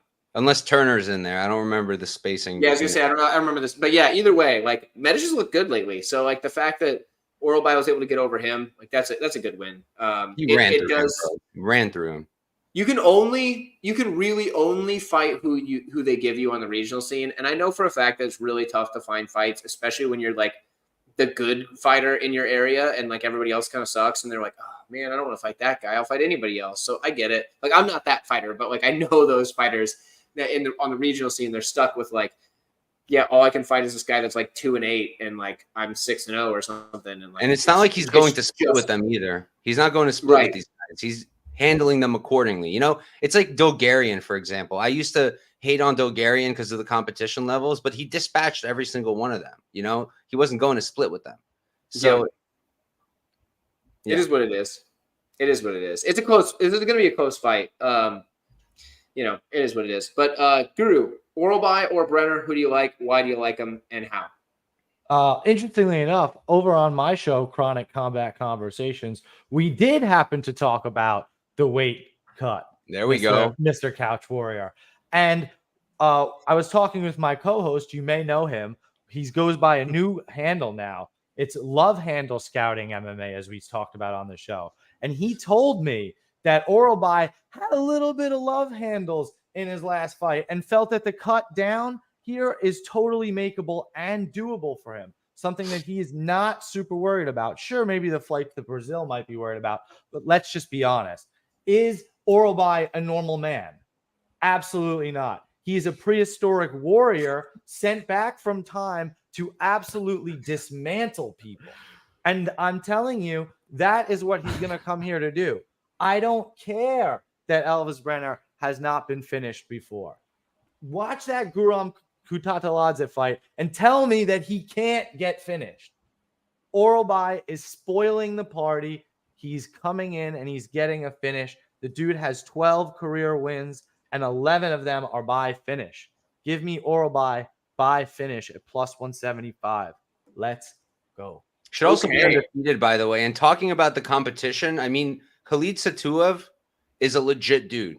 He's a legit dude. And I know he lost that fight, but he really didn't. So, right. It sounds like a lot of people losing to an 8-0 Brenner. Losing to an 8-0 guy in ACA. Yeah, and it's a decision. I'm sure there's no Russian cooking going on there. He won that fight, bro. He won that fight. So, you know what I'm saying? Dude is good. You watch him fight Uros Medic, and that's the thing, right? Like, you've seen all this striking on the regional scene. He didn't even need to use his wrestling. But then he goes versus Uros. He actually shows that he's a prehistoric man with game planning. He goes, fuck that. I'm wrestling this dude. And he just absolutely mauls him. So bro, I think you go, Mike. Sometimes I feel like people just don't listen, bro. I literally bet Brenner by knockout. And this dude is over here saying that we bet Armin to finish Charles. I bet Charles, but I was betting with my heart on UFC. I bet Armin. I didn't bet no finish, though. Of course, he's a better technical striker, but he's not nearly as durable, and he doesn't have the same cardio, and he doesn't have the same heart and durability. Like, these things all matter when capping fights. It's easy. There's just one thing you gotta know about this fight. Who wears a funny hat on the way up to the cage? It's the prehistoric guy that looks like he just got unthawed, man. This guy is a caveman that was frozen. I can't believe Guru just said that because that's what I was thinking. I was like, bro, this guy looks like a straight up dude from the Ice Age that got frozen and unthawed, and now he can fight. Like, he just learned how to make fire, bro. Bro, he's hanging out with Genghis Khan last time he was awake. Like, this is crazy. But dude, it was funny, man. When I was looking at this fight, I thought I was gonna be end up on Brenner here betting him because a lot of times in the UFC, guys like get put on short notice. They make their debuts against higher level competition that you would normally see them against, you know, and they lose and they get credit for like the way they fought. They're like, oh, he actually looked good on short notice against someone that was good, blah, blah, blah. But El was actually winning, man. Like, Zuba's a good fighter, and then Kutateladze is a good fighter as well. But Guru said something as well that I really agree with. He was like, dude, you can't watch that fight and not tell me, like, he was vulnerable, dude. Like, he can get hit, like, he can get thrown around, and he's just like, you can only rely on being a dog and being tough so much. So it just comes down to, I think, Oralbai can get that body lock, that wrist ride along the cage, and really get his type of fight once he gets him down. But I mean, El's no chump, no doubt. But I mean, guys, who wears a funny hat in this fight? And there's only one guy, so I'm going with the funny hat caveman guy. Dude, I mean, checks out. Funny hat, it's a win, right? Can we talk about very quickly? Let's just mention Brenner's run in the UFC. Zubair Tukhugov, split decision. He didn't win that fight. Short notice, though. Don't care what you didn't win the fight. He didn't win the fight. Then he fights Guram, losing, verge of death. Guram, no fight IQ, gas is out, no heart, death. Then he's a minus 500 favorite against Krzyzewski, who comes in on short notice, looks like a fat lard, and literally goes to sleep when he gets punched in the side of the temple. He was minus 500. What was he, minus? Nah, he closed minus 210, and it was very close opener. It was a heavy. It was heavy. It shouldn't have been a close opener. That was crazy. I remember hammering the Brenner line. I thought he was a much heavier favorite than that from my memory. Yeah, I remember just emptying a sports book on Brenner. I don't remember which one, but I just emptied it on him. I was like, it's gonna hit. I don't even care. So I get that. But it was also a catch weight fight. I don't know. Just meh. Not impressed. Yeah, I'd like to. This is a wait and see fight for me. As I said in my video, like I'm not going either. It's close. It is close. There's not. We don't know enough about either guy for me to feel confident in it. But I don't know. We've got some ladies coming up next, so let's break this one down because I enjoy the women's fights, even though a lot of people don't. Most people are incels, and that's okay. They can just do whatever they want online. We have Karolina Kowalkiewicz versus Yasmin Lucindo. I don't remember who started last time. Oh, it was me. That's unfortunate. That's right. So, Mike, you can start this one because you're not an incel, and you also like women's fights, at least for the most part, I assume. So, anyway, tear it up, brother. I do, but women's fight aside, like this is just a crappy fight in general, in my opinion. Not one I'm super excited about. I think Lucindo's tremendously overrated, like super overrated. I don't think she's that good. I think she'll be good. She's 23. She's still super young, but she does make stupid mistakes because she is young.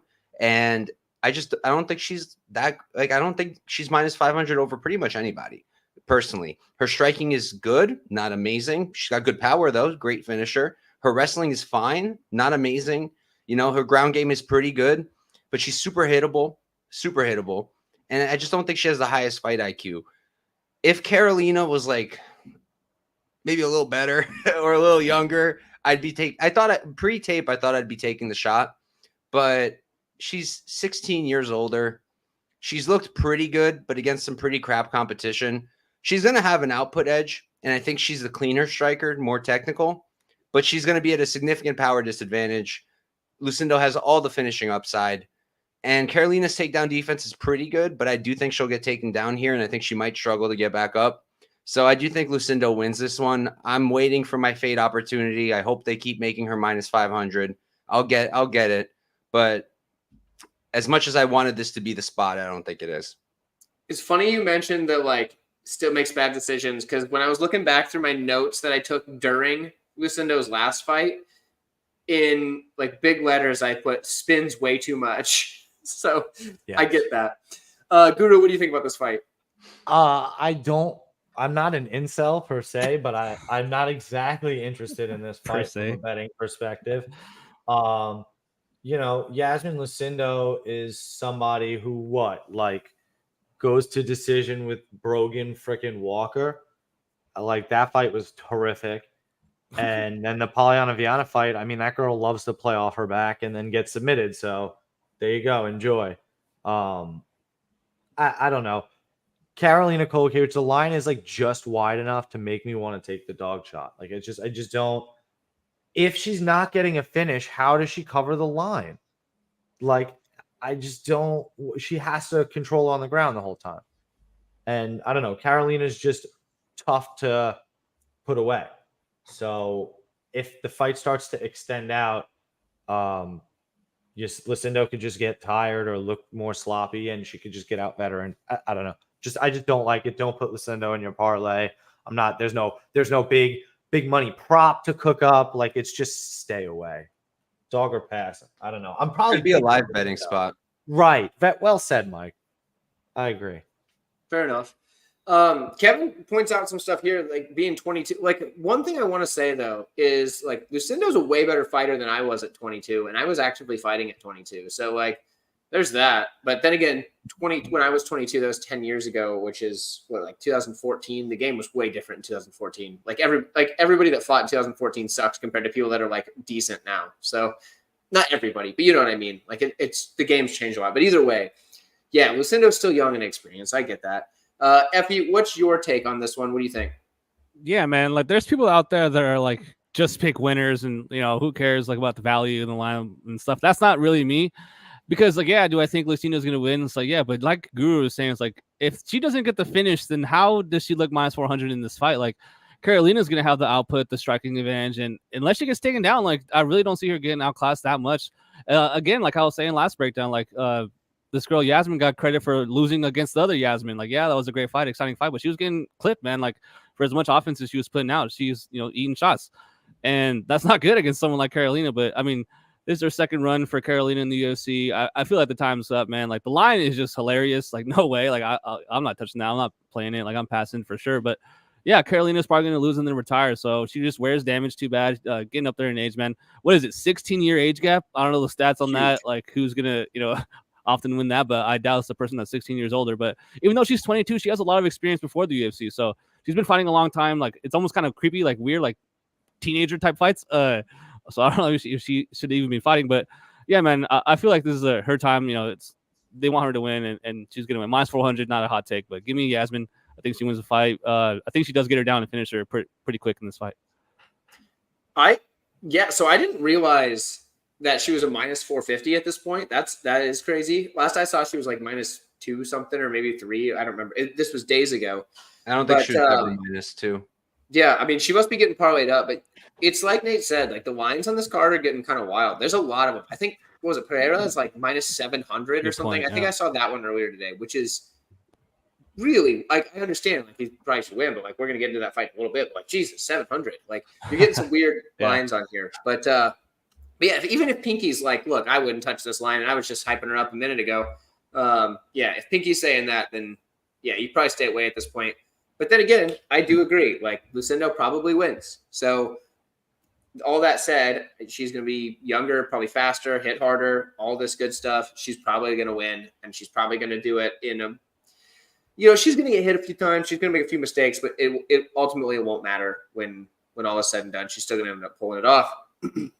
But next up, we have the fight that our boy Kevin has been excited for. When he came into the chat, he was looking for the Brito Shore prediction. We've got that next. It was supposed to be Guru starting. He's nowhere to be found. So we're going to pass him up, and we're going to start it with Effie, and we'll wrap it up with Guru. So, Effie, you got Brito, you got Shore. Who do you like? Why do you like him? Let's hear it. I got 3.2 units on Brito, minus 160. Pretty big bet for me. But, I mean, I'm not impressed by, Shore. Like, yeah, he's a good grappler. Like, yeah, he's like good. But, dude, the guys he's out grappling aren't the best, man. Like, they're pretty one-dimensional and really have no threat on the feet, man. I like when guys can mix it up on the feet and make you think about that wrestling. And that's when you see someone, really look good. But I just feel like there's a big-time strength disadvantage here for Shore. I feel like Brito's going to be the way more physically built fighter in this fight. Jack Shore is not the more natural 145. Even though he is taking a long time off from his last fight to now, so maybe he can fill out his frame a little bit more. I do expect a better physique from him in this fight, so I probably should have waited till weight cuts. But I pulled the trigger early. I thought the line was going to get a little bit wider, which it has, but not by much. But I'm going with Brito, man. In every area, like especially on the feet, I'm confident he's winning those exchanges, landing more and more powerful shots with more damage. But even if Shore tries to utilize his grappling, I feel like Brito can match him and reverse him, dude. I think that it's a big-time strength advantage here for Brito. So I know he got out-grappled by Pierce in his last fight, but I'm not worried about Onama getting reversed and getting up. Onama's a freak athlete, so give me Brito. I like him to win the fight, man. 3.2 units on him. Yeah, so I agree with you. Brito probably wins, but I feel like Jack Shore's a really live dog. I mean, Brito's been taken down and controlled before is the thing. Mm-hmm. And like, if we get a really boring, like control fest, it's Shore winning this fight. But I do think Brito's going to be able to get back up. I do think he's going to be able to get the win. I think he hits harder on the feet. I think he's a good enough grappler that it's going to be hard to hold him down. Shore's going to really have to work to do that. And I don't think he's going to have the physicality to do that to a guy like Brito, who's absolutely physical. So I think Brito's getting it done. I do. But yeah, like I'm passing on as far as a bet on this one. I can't quite get there. So, Mike, what do you think? Yeah, I played Brito at minus 172, and then I considered adding when the line dropped pretty big. I think he was like minus 145 at one point, and I almost added, and I kind of wish I do, but I don't know. It's weird because skill for skill, I actually think Shore is extremely competitive with him, if not even a little bit better. But I hate Shore at featherweight. I don't like the move up. I don't think he's a true featherweight. I think he's going to have to gain a lot of mass. He didn't look good in terms of just physique against Amir Khan. He got controlled in that first round. And, then he got the finish, sure, but that happens to Amir Khan every single time. I mean, he's a Na Liang, Terrence McKinney type, where it's one round and then you survive and you're chilling. So didn't really take much from that. I just feel like Brito's going to be too much. I mean, Ricky Simone was too physical for him. So what is Brito going to look like? Brito hits way harder. Brito's a good grappler in his own right. He's extremely athletic. He's got his own really good jiu-jitsu. The front chokes, we just saw what he did to JSP after JSP said, do something. He said, I got you, bro. Look at this. I just feel like he's the much more dangerous guy. He's the true featherweight, and he's a huge featherweight. The dude is ripped to shreds. Again, USADA's gone. Fighting at home, it's a really tough fight for sure. For sure to win, I think he has to fight a perfect fight, and I think Brito needs to gas, which is possible. But I think Brito really should take it. Okay, yeah. So far we're on the same page, and for similar reasons. But something MMA Clips said, I'm gonna actually throw that out there real quick again. He said that JSP said Brito was the strongest person he's ever grappled. So I mean that kind of lends credence to what we said as somebody that he fought. Was that before his last fight or after? I guess that's a good point. That's a very good point. Mushroom saying hi to everybody. What's up? Well, just about everybody. He hasn't said anything to Guru yet. I'm sure that's coming next. I call Mushroom Shroom. So let's let Guru take the stage. There it is. What's up, Guru? He said it. He was just saving the best for last. Am I right?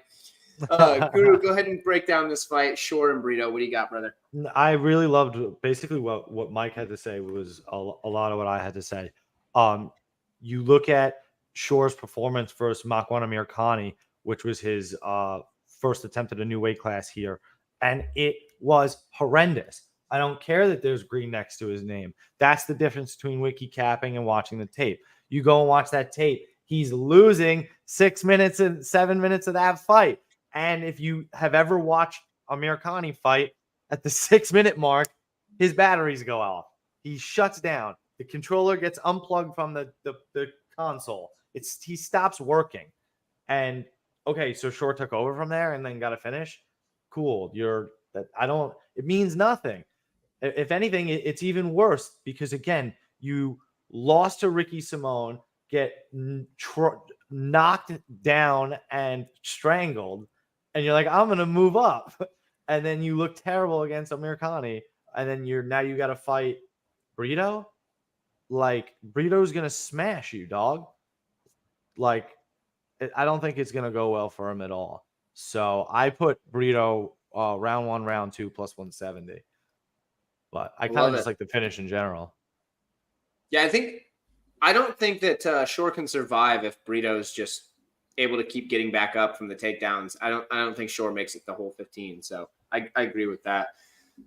We can move on though. We've got a handful of fights left, so we might as well. We've been doing this thing for an hour and a half because we get off on tangents. So we're gonna go on to the next one. We got 30 minutes on Bonfim and Kyle Bahia. What's up? We spent 30 minutes on Bonfim. Dude, we did. And you know what? I don't regret any of it, honestly. I don't regret it at all. So I'm having a good time tonight. Paul Krieg and Kyle Bahia is next. I guess I'm starting this one off. Yeah, Bahia's the side, but Paul Krieg's a guy that, like, you can't ever count him out. And everybody that says, like, oh, yeah, he's not good, he pulls off wins sometimes, and he beats guys that he shouldn't win. And he's got some of the best wins that you can imagine up at light heavyweight. Now he's at middleweight. I get it. But at light heavyweight, he's beaten some of the best guys. He's the only person that's beaten Magomed Ankalaev, which is impressive. Beat Jamal Hill. Jamal Hill's only lost twice now, and one of which is to the current champion. So it's like, Paul Craig's good. Beat Krylov too, if I'm not mistaken. Like, the guy's like, he's good. So it's just really good at one thing, and that's off of his back, throwing up submissions, and particularly triangles. And I think Ohio's too good to get beat there. I do think Ohio's going to win this fight. It's probably going to be a decision, but he could TKO him. I don't think he's going to sub him, but I think he could TKO him. I think if he stays in Paul Craig's guard, he's going to be in trouble. But I do think Ohio's going to win. Mike, what do you think? Yeah, I mean, honestly, like I don't even know if you can say this line is wide. To be honest, like minus 600, you're looking at about like 85%. I feel like 15% about covers Craig's win condition, which is a sub. Because how else? Like, is he going to out decision Barallo? How is he going to knock him out? I see people on the KO prop. I don't think so. Maybe if you're thinking ground and pound, I guess, but on the feet, no.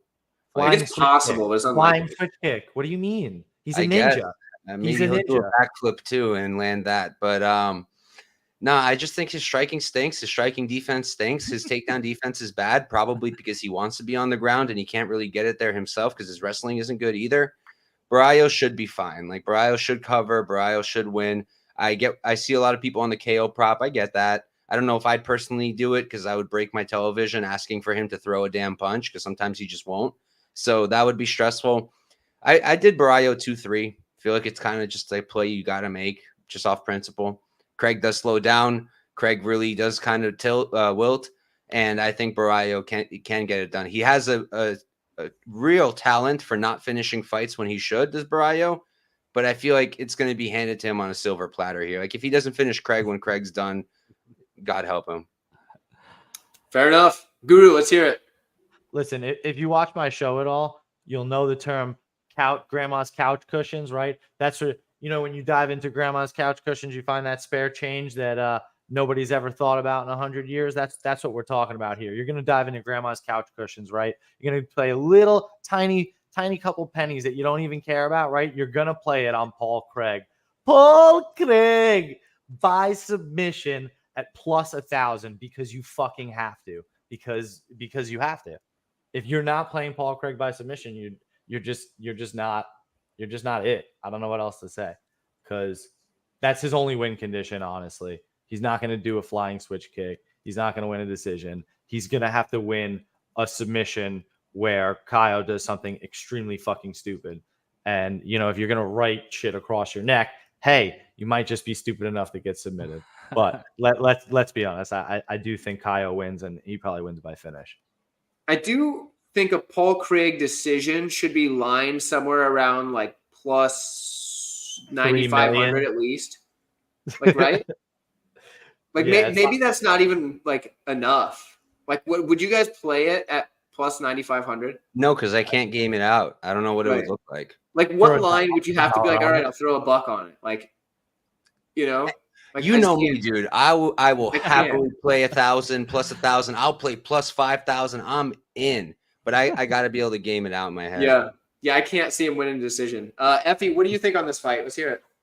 Dude, I'm shocked the line has gone to where it is. So 700, like, damn, that's crazy. But yeah, man, it's kind of a theme for the next few fights. It's like, yeah, I think the favorite should win, but like, what are we doing, man? You got to approach the fight. You got to find a different angle, right? And to me, the angle I would approach is Kyle knockout. Like, I feel like if it does get on the mat, like, they're two good grapplers. Like, don't get me wrong. Like, obviously, Paul Craig's a one-dimensional grappler looking for the jiu-jitsu submissions, but like, Kyle, it's just one of those things where, like, if you end up on mount, the guy, or end up on back mount, like, that's instead of a rear naked choke, the guy's getting a ground pound finish. It can happen like that. It's very quick and sudden, and that's how people get pissed when they lose bets. But yeah, man, I think the knockout isn't that crazy because I think that ground pound finish can happen. But because, like how Mike was saying, like, Paul is kind of like, okay, cool, take me down. Like, that's fine. Like, that's where he wants to be. Like, he's super inviting to that area. So it's not like he's trying to defend takedowns for his life. He's like, all right, cool, I trust myself. Like, that's what he wants to do. And people respect him, man. People definitely, like, he grabs them and they try to get out. Like, the leg locks, the arm bars, like, they're for real. Like, the triangles throwing from bottom are pretty dangerous. But I mean, Kyle should smoke this guy. So give me Kyle Barallo, TKO, ground pound finish. I don't know what round. I'm gonna go early. I'm gonna go first round. Heck yeah, dude. Heck yeah. Love it. Real quick, Kevin wants to know about the Canelo fight. That's boxing. I don't watch boxing at all, honestly. Does anybody else watch boxing? I only watch the big fights, but my brother, that's what multiple screens are for. We got the phone, we got the computer, we sometimes the TV. I'll definitely watch it. I hadn't even heard of this young kid, but he's obviously, I think he's undefeated and fairly good. So it should be an interesting fight. Canelo doesn't take him seriously or something, but I'd imagine Canelo's a heavy favorite and probably There you wins. go. Guru's got the take on it, guys. Don't worry. I'll Yeah, give you I a don't know. take I on haven't watched anything. boxing since I was a kid, really. Like, once I discovered MMA, I was like, this boxing stuff's for the birds, man. Let's go right into MMA. But we can move on because, we got a handful of fights left. Michel Pereira and Ihor Potieria, I think is how you say it, Potieria, something like that. I don't know. I believe Mike's starting this one off, which is perfect because he knows the proper pronunciation. So let's get it. Mike, tear it up. Igor Peteria, baby, carrying Ukraine on his shoulders because we have no other good fighters. Everyone sucks except Yaroslav Amosov. He's still a stud. We love him.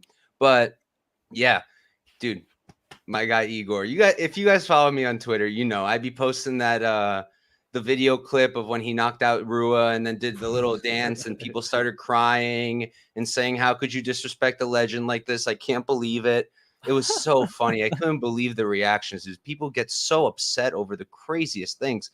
And the most wild thing is they were upset because it was disrespectful. Yet he literally made a point with his shooting gun thing to say, no, I'm not shooting him. I'm shooting up in the air. It's like, oh, apparently there's like a duelist meaning to it. And his nickname's a duelist. So I guess he's real into it. Like Jiri's a samurai. So just like if you enrage people like that, I'm going to love you because that's just hilarious. But look, at the end of the day, I think people used to crap on him way more and people are starting to wake up a little bit. He's 26 or 27, I believe. Like, dude is still young and he's actually getting better. He is getting better. He's pretty durable. He's improving fight to fight. In the Bellato fight, he looked pretty damn good till he gassed. In the next fight against Brisic, he came down in weight, did fail and miss weight, but it was short notice if I'm not mistaken. And he still had the cardio. He went all three. And in the third round, he still had good output. He was feinting that takedown. I loved the fact that like when you see a young fighter add things to their game, like that's a good thing. We have never ever seen Igor feint a takedown and come up with an uppercut or feint a takedown and come up top ever before. And he did it like 10 times in that fight and it worked.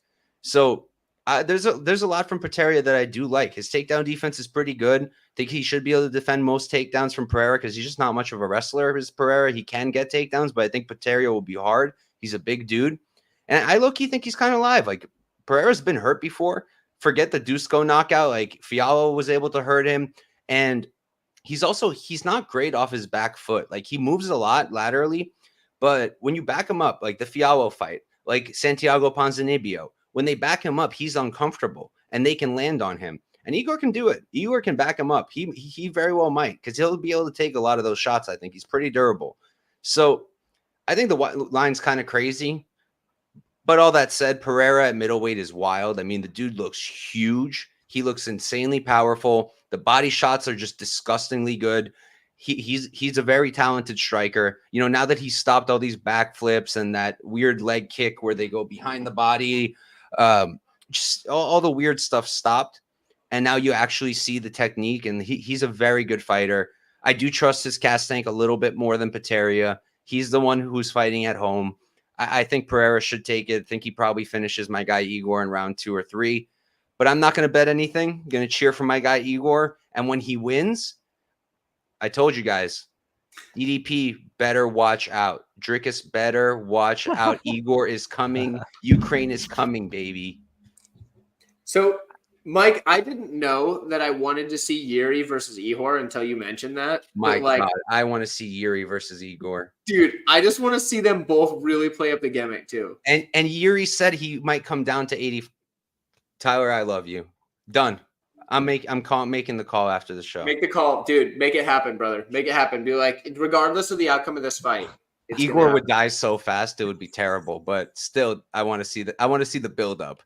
That's what I want to see. It's got to be on a pay-per-view. It's got to be on a pay-per-view. We've got to see both of them at media day and both of them at the press conference. That's what we've got to see. Guru, what do you got in this fight?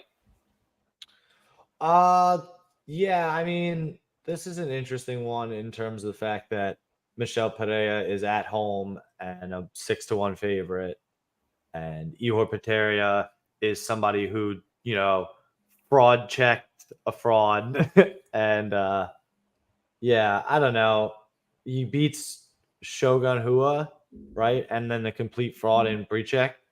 So it's not like he's got a real serious path to victory, in my opinion.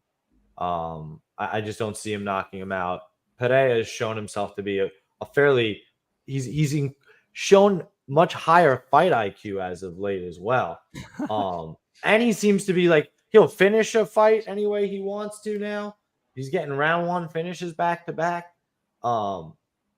Getting the first sub in a while. I had even called that on the show. I didn't bet it because I'm fucking stupid, but I did mention it on the show. Yeah, I think he gets it done. The funny part is that you can get Michel Pereira by decision at like plus 460, which is like hilarious because he is low key a decisionator. And I mean, Ihor again loves to die, but nothing would be funnier than the fight going the distance. So I don't know. Then maybe I throw a little grandma's couch cushion on that. See, Mike, I think you, the couch warrior of all people, can adopt the couch cushion and give us a shout out. And this is the first time to do it because you don't want track units on Ihor, but by God, do you need a little something for when he possibly does win and you can call your shot for all your Ukrainian brethren. He'll probably go in my lotto. There you go. That's He'll probably go in my lotto. Now, be careful when you're taking coins out of the cushion from grandma's couch because, like you said, they could be there for a while. Now, here's the thing about coins: you don't want to just throw any old coins on there because here's the thing, and this is not where Mike's thinking. If you get silver coins, meaning like your dimes and your quarters, made before the year of 1965, so 1964 and before. Oh god, them suckers got silver in them, and they're worth like $5. So make sure from experience right now. Just saying. Make sure you're getting the full value out of your coins. So if you got a quarter that says 1964 on it, it's probably worth like $5. So then you can make some big payout rather than that 25 cent. Effie, let's hear your take on this fight. Dude, that's more interesting than I think my take on this fight. Freaking yeah. So Michel Pereira, I think I was on the stream with Couch Warrior when they went to Salt Lake City, and then Michel was on that card as well. And he missed weight against Wonder Boy. And I mentioned it then, like I mentioned every time he fights, like I've seen this guy in the gym. I see him all the time. He is fucking huge, dude. Like I can't believe he made 170. Like it's insane. And every time he's in the gym, he's always on the treadmill. He's always has a sauna suit on, and he's always trying to obviously get weight off him. And I'm always like, holy crap, like this guy is huge. I ran to Daniel Rodriguez. You guys remember him, D-Ron? Of course. Him and Michel looked like 40 pounds difference, bro. Like it was absolutely wild. There were two different occasions, but I remember in my head, like, damn, that guy like supposed to be a 185 or like what the hell? But yeah, so the size is kind of insane from Michel, but to get to minus 600, man, I think Mike said it earlier, like as far as like playing crazy odds, like you have to see it, like you have to in your head be able to see it. And I really do struggle to see minus 600 unless he goes out there and like kills him. And I don't think that's going to happen. I really don't think Ihor is going to get knocked out or finish in that first round, which leads me to believe like I can't get behind minus 600. I'm not parlaying him. I'm not, playing him inside the distance or whatever. I really like the decision prop. That's a pretty good line, man. But the pick is Michel. I do like him at this new weight class. Yeah, but even the last two wins are a little bit fraudulent, dude. Andre is not the best fighter, man. He's kind of a fraud. That's kind of funny. I shouldn't say that. I'm gonna get Vince Michel like in my DMs, but and then his last fight against Olashechik, he was saying that he didn't have any coach or any training partners, and like didn't really train for that fight. And I'm like, what the hell? Obviously, he goes out there and gets finished. Michel, it was an easy win, but like, I don't know, man. Minus 600, like I've said enough. Like that's just crazy to me. Give me him to win the fight, but that line is crazy, man. Yeah, line might be wide, but I think Michel gets it. I mean, and also you got to take into account that being a man growing up with a name like Michel, you're probably a pretty tough guy. Like elementary school would have been rough for this guy. So my consigliere, Michel. Oh, and he's also not 30. No shot. Yeah, no way. There's no way that this guy's younger than me. Look at me and look at Michel Pereira. There is no freaking way this guy's younger than me. He's stacked, dude. No USADA now. I mean, whew. That's another thing. Yeah. And this is something I actually heard about even when USADA was a thing, is like they had a hard time testing Brazilians. So I can't imagine that this other organization is having a better time testing the Brazilians. So, that's something to take into account. But yeah, I think Michel's getting it done. We don't have to spend any more time on it. He's probably going to knock him out at some point. Maybe he subs him. Maybe he gets a decision, but he's pretty likely to win. And I know the line's probably wide, but not really. Let's go to the next one. We've got Anthony Smith, Vitor Petrino, and I think Guru's kicking this one off. And I'm interested to hear everybody's takes in this because this is a fight that I'm invested in here. Let's hear it.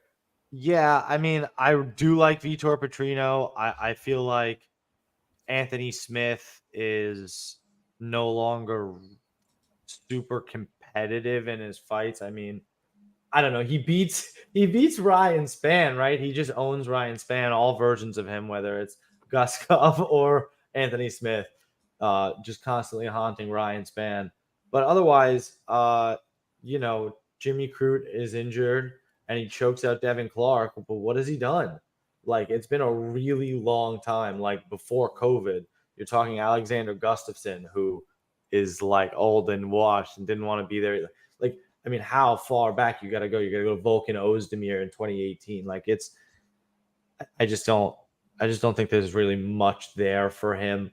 Vitor Petrino, on the other hand, has kind of shown himself to be a bit of a decision eater at times. Like, he doesn't necessarily have finishing power. Like, he wants to lay on top of you. So that's kind of almost how I see this fight. I feel like it's actually going to go the distance, which you can get at plus 180. But yeah, it could be honestly closer than it needs to be too, which would be hilarious. Smith has kind of found a way to like look terrible in fights, but still power his way and push through to try to, I don't know, just soldier on. So that's my crazy take.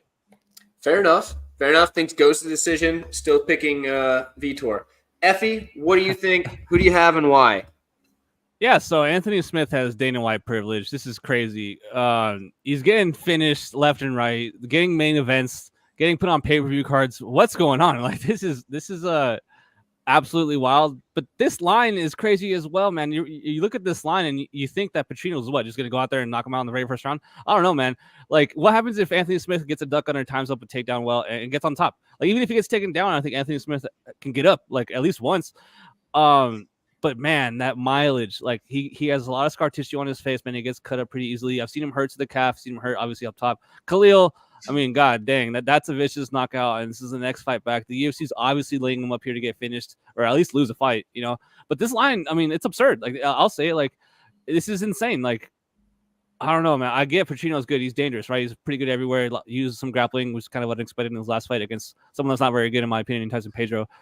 Pretty one-dimensional, but yeah, man, I'm going with Petrino to win. He has to finish this fight to cover that price tag. Like, he has to. Like, so I'm staying away. I'm not betting the fight, but yeah, give me Petrino to win. But dude, if Anthony Smith wins this fight, I will not be shocked. But also, he has Dana White privilege. So, Anthony Smith's a cool dude. He lives right down the street. Like, we chat on the Instagram sometimes. So, like, I'm taking Anthony Smith regardless. Like, don't care. I'm rooting for the guy. He's a good dude. Eventually he's coming on the channel.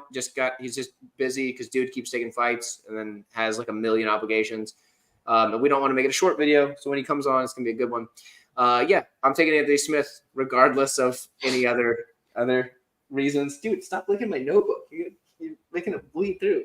What's wrong with you? Oh, it's like Hasbulla over here. Licking my notebook. So either way, but yeah, no, I'm on the Anthony Smith side. Don't know how he's going to get it done, but I think he's going to get it done.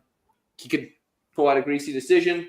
Dude could like get a TKO somewhere in there because the dude does still hit hard, and he does still, like, when guys crash the pocket, he still knows to drop that elbow as opposed to like trying to just throw punches or whatever like a lot of guys do. When they start coming in, he just starts swinging those elbows. I mean, you can bust somebody up like that. He's a veteran. Dude's had a ton of fights. Petrino's had 11. So, like, yeah, not sure how, but I'm going to take Anthony Smith. Mike, what do you got? Yeah, I mean, I actually ended up playing Guskov Smith over here. Look, for me, plus 400, it's crazy. It's a far too wide line. Like, pre-tape, I was like, okay, like, definitely Petrino ITD. And then I ran back the tape and I looked at everything and I was like, wait a damn second. Petrino's output is terrible. He doesn't throw a lot on the feet. So he is liable to lose minutes on the feet, first of all. He only covers because his power is ridiculous. He's extremely athletic. He's jacked to the gills. and the power helps him out, but the output is pretty bad. And technically, like, is he really doing anything super clean? His jab is nice, but other than that, nothing's real clean. It's a lot of hooks. So for me, like, I think he's a little overrated. And then the grappling, right? Like, his wrestling's good. But again, I think a lot of it is athleticism and strength, because as a wrestler, the one thing I understand is wrestling. And I don't think he's all that technical in the wrestling department. I think he really relies on the physicality and strength advantages that he has. And on bottom, like, even if he takes down Smith, is he gonna submit Smith? Very unlikely. Grounded pound is possible, and Smith is bad at getting back off his back, but I don't think his takedown defense is that bad. So I do think Petrino will struggle to get it down there. If he gets it down there, he will be able to win minutes, maybe even ground and pound Smith, but I don't think it'll be easy. And on the feet, I don't think by any means he's going to run away with it. Smith throws more. He's better at range, in my opinion, more likely to throw straight strikes. And I feel like his power is pretty underrated. Like, I know he's older, but usually power is one of the last things to go. And like, every time he lands a jab against anyone, their head snaps back. He's got a clean jab that he uses well, and he's got a lot of power. So I think he's competitive everywhere here. And then you look at Petrino, right? And you look at the times where he was grappling and he was pushed a little bit. Turkali, right? How many times did Turkali take his back? 2-3 times he did it? Like, and Turkali took him down like 4 times too. So it's not like he's got this amazing takedown defense either. Like, he can be out grappled, and his cardio has looked pretty good, but he does slow down. So I think Smith has paths here. Like, I wouldn't be shocked by a submission. I wouldn't be shocked by a close decision. And I would be surprised, but not shocked by a knockout. So at plus 400, I took a quarter unit shot to win 1 unit. If he dies, he dies. He's had like 50 fights at this point. I still never got an explanation. He never had any interview where anyone asked him. You have to ask him if he comes on your show. Why did you ask? Why it was Johnny Walker, right? When he was, why did, like, you're attacking my family? When he eventually comes on, I will ask him. I need to know what happened there, because he's already assured me that he'll come on and like we'll actually have a good back and forth. I did tell him we're not going to spend a bunch of time talking about like current stuff. Like, we're just going to have fun, but I'm going to ask him that for sure. You got to. I kind of want to know too. Like, what's up with that? Someone in my breakdown video in the comments posted something that was pretty funny, but I guess made some sense. He was saying that like athletes do it to psych themselves up. That's what I think. So that's just that's crazy, dude. On live television. Dude, whatever you gotta do, man. Whatever you gotta, if you don't get psyched up in that moment, there's a pretty good chance you get your face caved in. So like, I get it, you know. But yeah, out of all the huge favorites, I think Petrino's got a high chance of dropping the ball here. So I took a tiny shot on Smith. There you go. There you go. I don't mind that at all. Is Guru sleeping? Was that? His eyes were just bro was like this. Guru's been going for a while. No, I was texting TB about the Knicks. Oh, I thought he was meditating. So no. He's just like his little icon thing, like. No. And why do you think I got these glasses, Mike? My eyes are a little sleeping all day. Yeah, I think he's been sleeping this whole time. Definitely not. Weekend at Bernie's shit. Speaking of Effie, you get to kick off the co-main event, which is Jonathan Martinez and Jose Aldo. Effie, who do you got? Lights. Yeah, so Aldo's probably going to win a decision here. And it was just funny because I have 2.9 units on Jonathan Martinez. I have extreme buyer's remorse right here. It comes down to, Aldo checking the leg kicks, and from there, how does the fight play out? Like, I don't foresee Aldo really pursuing the takedowns. I feel like he's going to want a striking, 15-minute fight here for the fans. I honestly don't know why he's still fighting, why he's coming out of retirement. After 2 years, he's been boxing. He fought Jeremy Stevens and shit. But yeah, I just feel like the young guy here, I kind of said it earlier in the video, like, it's kind of a theme. Like, I'm just not going on betting on old guys or picking old guys. I'm going with the younger guy. I feel like, I kind of am leaning and betting on potential, which you probably shouldn't do. But yeah, man, I'm going with Jonathan Martinez. Kind of feeling sketched out, and I'm getting nervous about my bet. But yeah, give me Jonathan Martinez. I think he, wins the decision. But I'm now that I'm, more far out from placing my bet, I'm like thinking about it more. I'm like, fuck, I might have made a mistake. But yeah, I need Jonathan Martinez to win this fight. So give me him to win a decision. Yeah, I'm with you there. Jose Aldo is one of my favorite fighters of all time. Like, absolutely love Aldo. I don't think he gets this one done. I think it's going to be Martinez just being younger, more, more in the game. He's looked good lately, like really good lately.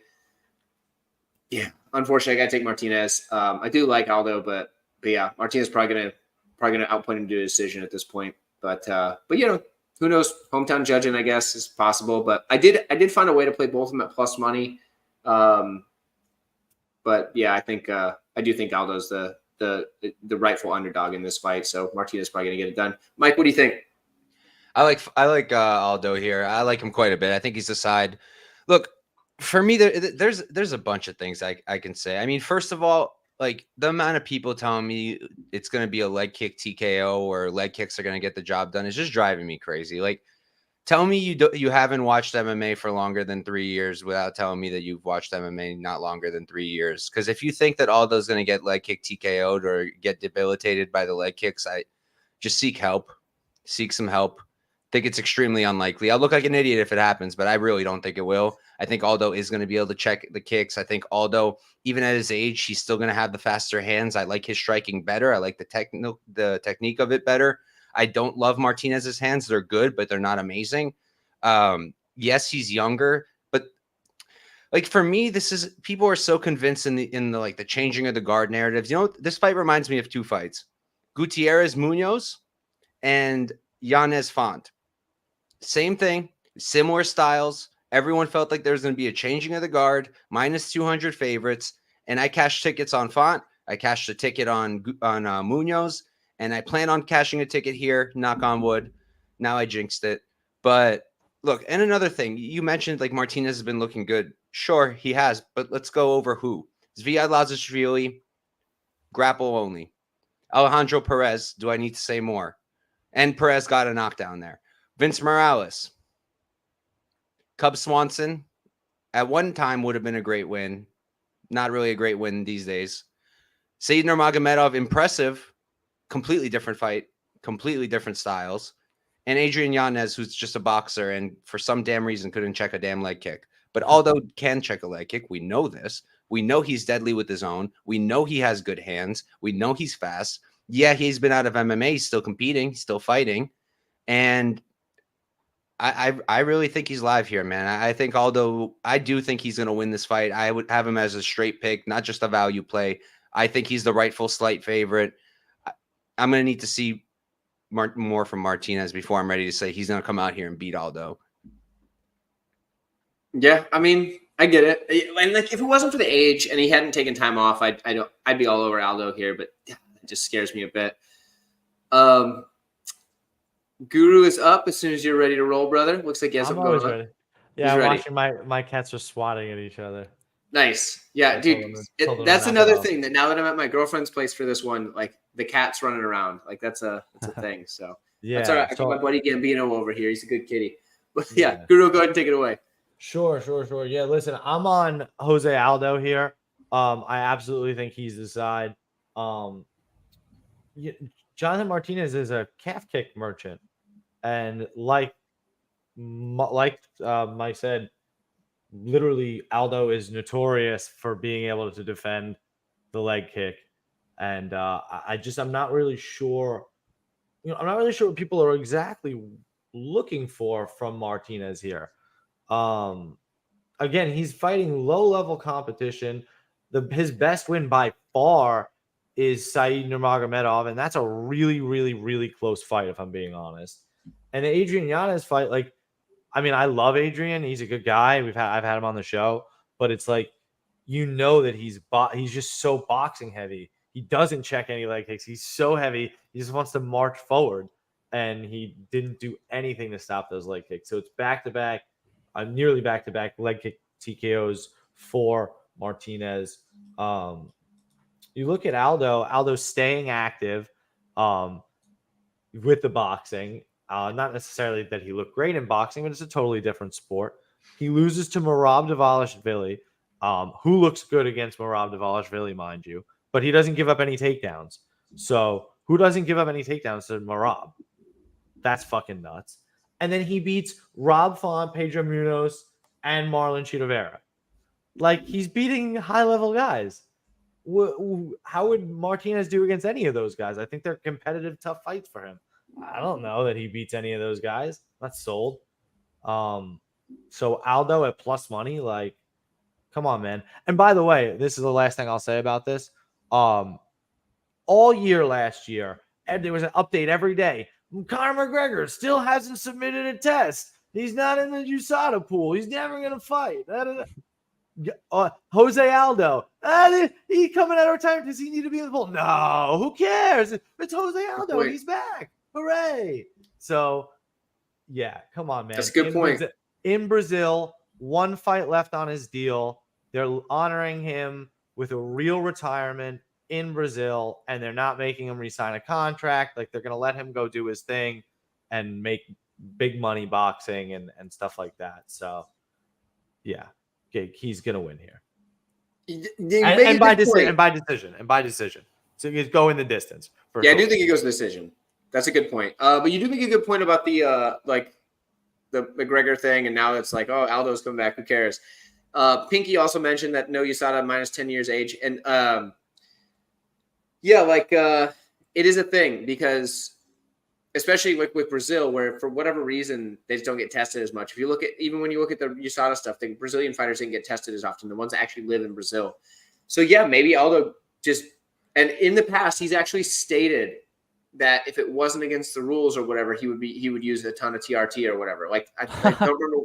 He's like, oh yeah, I'd totally use TRT if I needed it if it wasn't against the rules. Which makes me think that maybe he is like loading up. Maybe he's got T levels like a raging bull, but maybe not. I don't know. He's getting slept on Saturday. No way. I don't know about that. That's a lot of weight cuts, man. Fucking 37 going down, like goddamn. But it's a good point. I mean, all those fights fought in them, Vera. That's like 4 years ago. We're talking about almost a half decade ago. Like, give me Martinez. Dude, Let's wow, go. You're right. That's a long time ago. Like that makes me feel really old because that doesn't feel like it was that long ago. Our lives are slipping away from us, guys. Our lives are slipping away from us. But let's talk about the main event. We've been going for over 2 hours. We might as well hit it. I guess I'm starting it, so that's cool. But before we get to the main event, one more thing. If you haven't done it already, hit the like button, the little thumbs up down there. It's right beneath the video. I do appreciate it when you guys do that. It shows your support for the channel. It doesn't cost you anything. It's just like paying your dues for watching, right? There's like 124 of you guys watching, not that many of you on YouTube. So you're on Twitter. If you're on Twitter, that's okay. Maybe share this, hit the little heart thingy on there. I don't get anything for that, honestly, because like I don't pay for Twitter, whatever it's called. But either way, do that stuff. Thanks, guys. Let's break down the main event. Pantoja versus Usyk. Here's the deal, guys. I think Usyk's a good fighter, but everybody always just overlooks Pantoja. I've got him as an underdog before. I've got him at like a slight favorite over guys he's beaten twice. You know what I mean? Like, actually, I think him as an underdog against a guy he's beaten twice going into that and then beats him a third time, Moreno. Like, people just, money comes in on the guy he's fighting, and I don't get it. And Usyk's good, but Pantoja is just, he's a dog. Like, this guy is so good, and he's durable. He's got good striking. He's got excellent grappling. I don't think Usyk can submit Pantoja. I see it'd be very difficult for me to see a decision from Usyk. The only thing I can see is him knocking him out, because anybody can get knocked out no matter how good your chin is. But at the same time, I don't think he's going to knock out Pantoja either, because that dude is tough as nails. Like, they don't make him any tougher than Alessandro Pantoja. This dude is the definition of tough. He's got all heart. You're not going to make him quit. When he's tired, he just keeps going. This dude is an absolute machine. So I've got to take Pantoja. And I don't understand why the line is moving so heavily against him, or at least it was last I noticed. He was down to like minus 180 when he was like minus 260 just the other day. I thought the line at minus 250 was probably about where it should have been for Pantoja, but maybe I'm overlooking Usyk. I just Pantoja's way better than the guys that Usyk's beaten, and it's not that Usyk has looked bad in these fights. He's done a great job with what he's been given so far. But Pantoja is a big step up, and Pantoja's beating guys that are, I believe, much better than Usyk at this point in Usyk's career. So I don't know. I'm taking Pantoja. I feel really good about it. But you know what? Underdogs have been winning in main events a lot lately, so maybe I'm done. But Mike, what do you think? Yeah, I'm pretty damn surprised about all this line movement also. Like, I think people just get overexcited sometimes, and I think people are getting a little bit overexcited. Like, Usyk's good, right? And I've been on him since day one. I played him against Dvorak. I played him against Costa. I stayed away on the Schnell fight. Because what are you gonna do? He's minus 300. But look, stylistically, I don't. It's hard to make an argument for Usyk. And I saw some people comparing like the Oscarov fight to this. Like, what the fuck is going on now? Like, are we good around here? Is that me? Am I some people? Was that you? I didn't necessarily compare. I mean, I said, what was my tweet? I'm gonna pull it up. All I'm saying is, man, that's a crazy comparison. Not saying you did it. Anyone did. I kind of did. I said Alexandra Pantoja's last loss was to Askar Askarov in July of 2020. What is the likelihood that Steve Ursig, the high-level grappler, could replicate a similar performance? That's it. I didn't say that he could. I posed it as a question. Steve Ursig is a high-level grappler in that his jiu-jitsu is pretty good. Correct. He's not an elite Dagestani wrestler. Correct. And while we're on the topic, Askar Askarov went 2 out of 15 on his takedown attempts. Correct. And had his back taken in a beautiful fashion. Correct. Just saying. So I'm not picking. Just because I phrase it that way doesn't mean that I'm picking him. It's just I get it. But anyone doing that, you're right. You might need some help. But but all I'm saying is, I don't really see Ursig coming out here and out grappling him, and I don't even think that people betting on Ursig are expecting that. What I'm seeing from, at least from what I've seen on people betting on Ursig, is they're convinced that Ursig will keep this on the feet and that he'll win there. So I got two problems with that. The first one is, how do you know that he's going to keep it on the feet? He's shown incredible scrambling ability, yes, but has he faced anyone near the caliber of jiu-jitsu or grappling of Pantoja? No, he has not. So you can argue, yeah, he hasn't, so he could be that good, sure. But if you're betting on assumptions, like, I don't know. Like, I don't know how to help you. It's a hard assumption to make if you're going to put money on it. Pantoja's elite on the ground, and we haven't seen Ursig face that before. And the second issue I have with that take is, are we 100% certain that Ursig will beat him on the feet? Like, Pantoja can't win on the feet all of a sudden? I don't understand. Is he super hittable? Yes. Does he fight like a maniac idiot? Yes. Will he give Ursig the opportunities to clip him? Absolutely. And that's one of the reasons I'm staying off for now. But I'm not of the opinion where I think if Ursig keeps this on the feet, it's a lock and Ursig's going to be champ. I'm not of that opinion. I think even if we're standing, I think Pantoja's alive too. He's a good striker. He's got a ton of power. He's just not defensively sound. So that's enough to keep me away from the chalk right now. But I think Pantoja should take this. If I got like something like plus 200, plus 250 Ursig, maybe I would have considered it. But at a closer line, it's favored or passed for me. I might end up doing something with Pantoja. We'll see. I just think it's a bit too much right now without knowing more about Ursig. Fair enough. Guru, it sounds like you have some counterpoints to make. Let's hear them. Not necessarily. Listen, I think it's a really good matchup for us fans. I think anybody complaining that Ursig doesn't deserve the shot is discounting his skill and too focused on the rankings. And you're also, again, somebody that hasn't been watching UFC for long enough. Title shots and people that become champions are so much more about opportunity and being in the right place at the right time than actually being the best fighter in the world. So these things actually matter. Ursig finds himself in the right place at the right time, absolutely deserves the opportunity. Now, I do think it is a tough matchup for Pantoja because of the size and some of the striking, because Ursig does have some pop in his strikes, and you've watched Pantoja be rocked. He keeps his hands down. He walks like a zombie. He'll do absolutely crazy, reckless things. Ursig is a high-level jiu-jitsu guy, not necessarily the best control grappler. So I think that's a major difference. I just think at the end of the day, it's just a little too much too soon, like a little too like, biting off a little more than he can chew, I feel like. So it's kind of, to me, it'll look very similar to the Royval fight in that, Royval lost, but his stock goes up. So Ursig probably loses the fight, but I do think that his stock goes up. Like, I think he's going to look fine.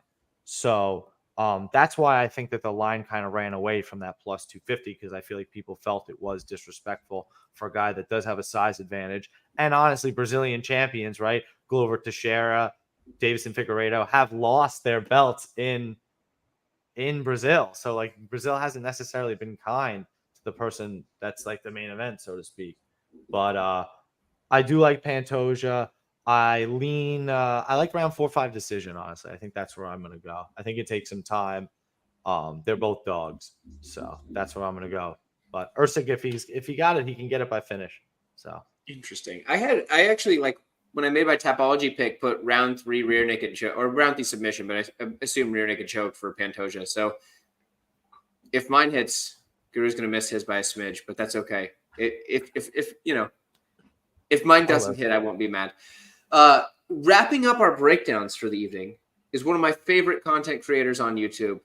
Effie, break down this main event. I'd love to hear it. Yeah, man, I got 3.7 units on Pantoja here, minus 185, my biggest bet of the night. Kind of how you were saying, Tyler, earlier, I'm kind of shocked that it came down so low, and I feel like I got in on a good spot, and if it gets higher, then I got a little bit of value. But yeah, I feel pretty good about this line, man. Like Guru was saying, and Mike, like it's just a little bit too much too soon. And for as much as Pantoja is hittable, you know, doing that zombie walking forward style, like he's just so good at ducking under, man. Like his entries on his takedowns, the speeds are really good. Like I like his grappling, man. How can you not? Like the back takings, it's going to be there. I feel like he's going to take Steve's back. But nothing against Steve, man. Like he's doing what he's got to do. He's beating the guys in front of him, you know. And if you look at the rankings, you know, either Pantoja's beat him twice, or they have a fight booked, or injured, or what. But you know, Steve Usyk found himself here. Nothing against him, but yeah, like I really do think it's too much too soon in Brazil. I do worry that Pantoja's a bit hittable and getting up there in age. But yeah, this is my biggest bet of the night. I got N still. Pantoja's just a savage, man. There's people that just know how to win, and he qualifies as one. So give me Pantoja, keep it short. I think he retains his belt in Brazil. Let's go, and still. And still, guys, that's every single fight on this card. Was that 14 of them? That's a lot of fights. This is gonna be a good one. I do think that it's a good sign. We're all on the same page for the main event. I do like that. This main event didn't have like the star power that we were looking for coming off of UFC 300, because like we were expecting, like, you know, it's like you came from like the biggest event ever to like, oh, like, you know, get this one. But like when I look at this card, I'm really excited for it. So I do think this is gonna be a good one. And I think it was just kind of one of those things where we were so just blown away by how much star power was on 300 that this one was a letdown at first. Well, as we got closer, I'm really excited for this fight card this week, guys. UFC 301 actually is going to be super sick. It was a good time tonight. We're going to go around the room and tell everybody. But before we do that, look down in the description of this where you can find everybody's YouTube channel links. That's what you're going to want to do. You want to click on one of those links, open it in a new tab so you can keep this running. And then you're gonna hit subscribe. Now, if you're watching it on your phone, you can't really do that, I don't think. So that's a shame. But just after this stream's over, come back to it, click on everybody's thing, and go subscribe to their channels. Especially these two on the lower half here, because Mike and I, we're here every week. You guys have seen, or not every week, but every pay-per-view you've seen us. But our guests, they come and go, right? We shift them out. These guys need the love. They need to get the rub from us guys, right? Like that sounds weird, but you know what I mean. We got to give them the rub here, right? But let's go ahead and go around the room. You guys know me. You don't need to hear my stuff. You're on my channel, darn it. So you don't need to know me. Let's start with Mike, my co-host. Tell everybody what you got coming up and all that fun stuff. Yes, sir. Okay, so I went live on my own channel on Tuesday to break down the fights, but I went live myself, so I don't know why you would rewatch that at this point. But if you want to go like it for me, that would be cool. You can definitely do that. If you missed any of these fights and you don't want to listen to a 2-hour podcast and you rather just a quick breakdown, I do 1-minute YouTube shorts for every single fight on the card, and I did do it for this card. I've got 14 videos up. Each one is under 1 minute. I talk really fast, so I'm able to get a decent amount of information in there. It is hard. Sometimes people will be like, why didn't you say this and this and this? And I'm like, bro, I had 60 seconds to talk about 2 people. Did my best, but I can only talk so fast without needing to breathe. And yeah, in terms of the next few weeks, it's a little funky. I'm going to be in Thailand for 2 weeks. So the next 2 cards, I'll be breaking them down from there. I don't know when I'm going to tape them. I don't know how I'm going to tape them. Going to have to figure out something. I do plan on releasing content because next week is Couch Warrior Podcast episode 99. And the week after is Couch Warrior Podcast episode 100. which is a big deal. Wish I could have had guests on. I don't think I'll be able to, though, over in Thailand. So my videos will be coming out, but it's going to be a little different, probably a different day or time. I'm going to keep everybody updated. And make sure you hop into my Discord. You can get the link. It's in my link tree in my Twitter and my YouTube. You can find it there. It's in the description of my YouTube breakdown. It's 100% free. Post all my bets there. I post my breakdowns only on there. I post my notes only on there. And we have MMA discussions. We got channels for every single regional because we like regionals over here. So pull up, talk to us, hang out. And yeah, thanks for all of you guys watching. Thank you to my co-host Tyler, as always, one of the funniest people I've ever met in my life. And it's not even intentional half the time. And that's what makes it so good. And thank you to our two guests over here, Guru and Effie. right there. You got it. Yeah. Mike, I've got a question for you, brother. You're going to be in Thailand. You're doing Muay Thai while you're there, right? I really want to go to something. Yeah. You better. Like, if you don't, I'm going to be super disappointed in you. I really wanted to hit like Tiger Muay Thai or something, but we're not going to be in Fuck It. But I'm trying to hit at least one gym, and I'm trying to see some fights 100%. I really wanted to see Fight Circus because they're based out of Thailand, but they don't have any cards, which sucks. Yeah, you have to go do some Thai boxing, Muay Thai, whatever you want to call it, because it's like a must if you're there. Like, if I ever went to Thailand and I didn't do that, like, there's two reasons to go to Thailand, right? There's two reasons. One, Muay Thai. Two, cheap hookers. I don't think you're going there for cheap hookers. So have you ever heard of vacation? Why would you go to Thailand for vacation? It's either hookers or Muay Thai, dude. Like, what are you talking about? So either way, I want to see a short clip at least of you doing some Muay Thai down there. It's true. And he wants to see a long clip of you doing a hooker. So yeah, make sure you post that too, but to the other tube site, not this one, right? Oh my god.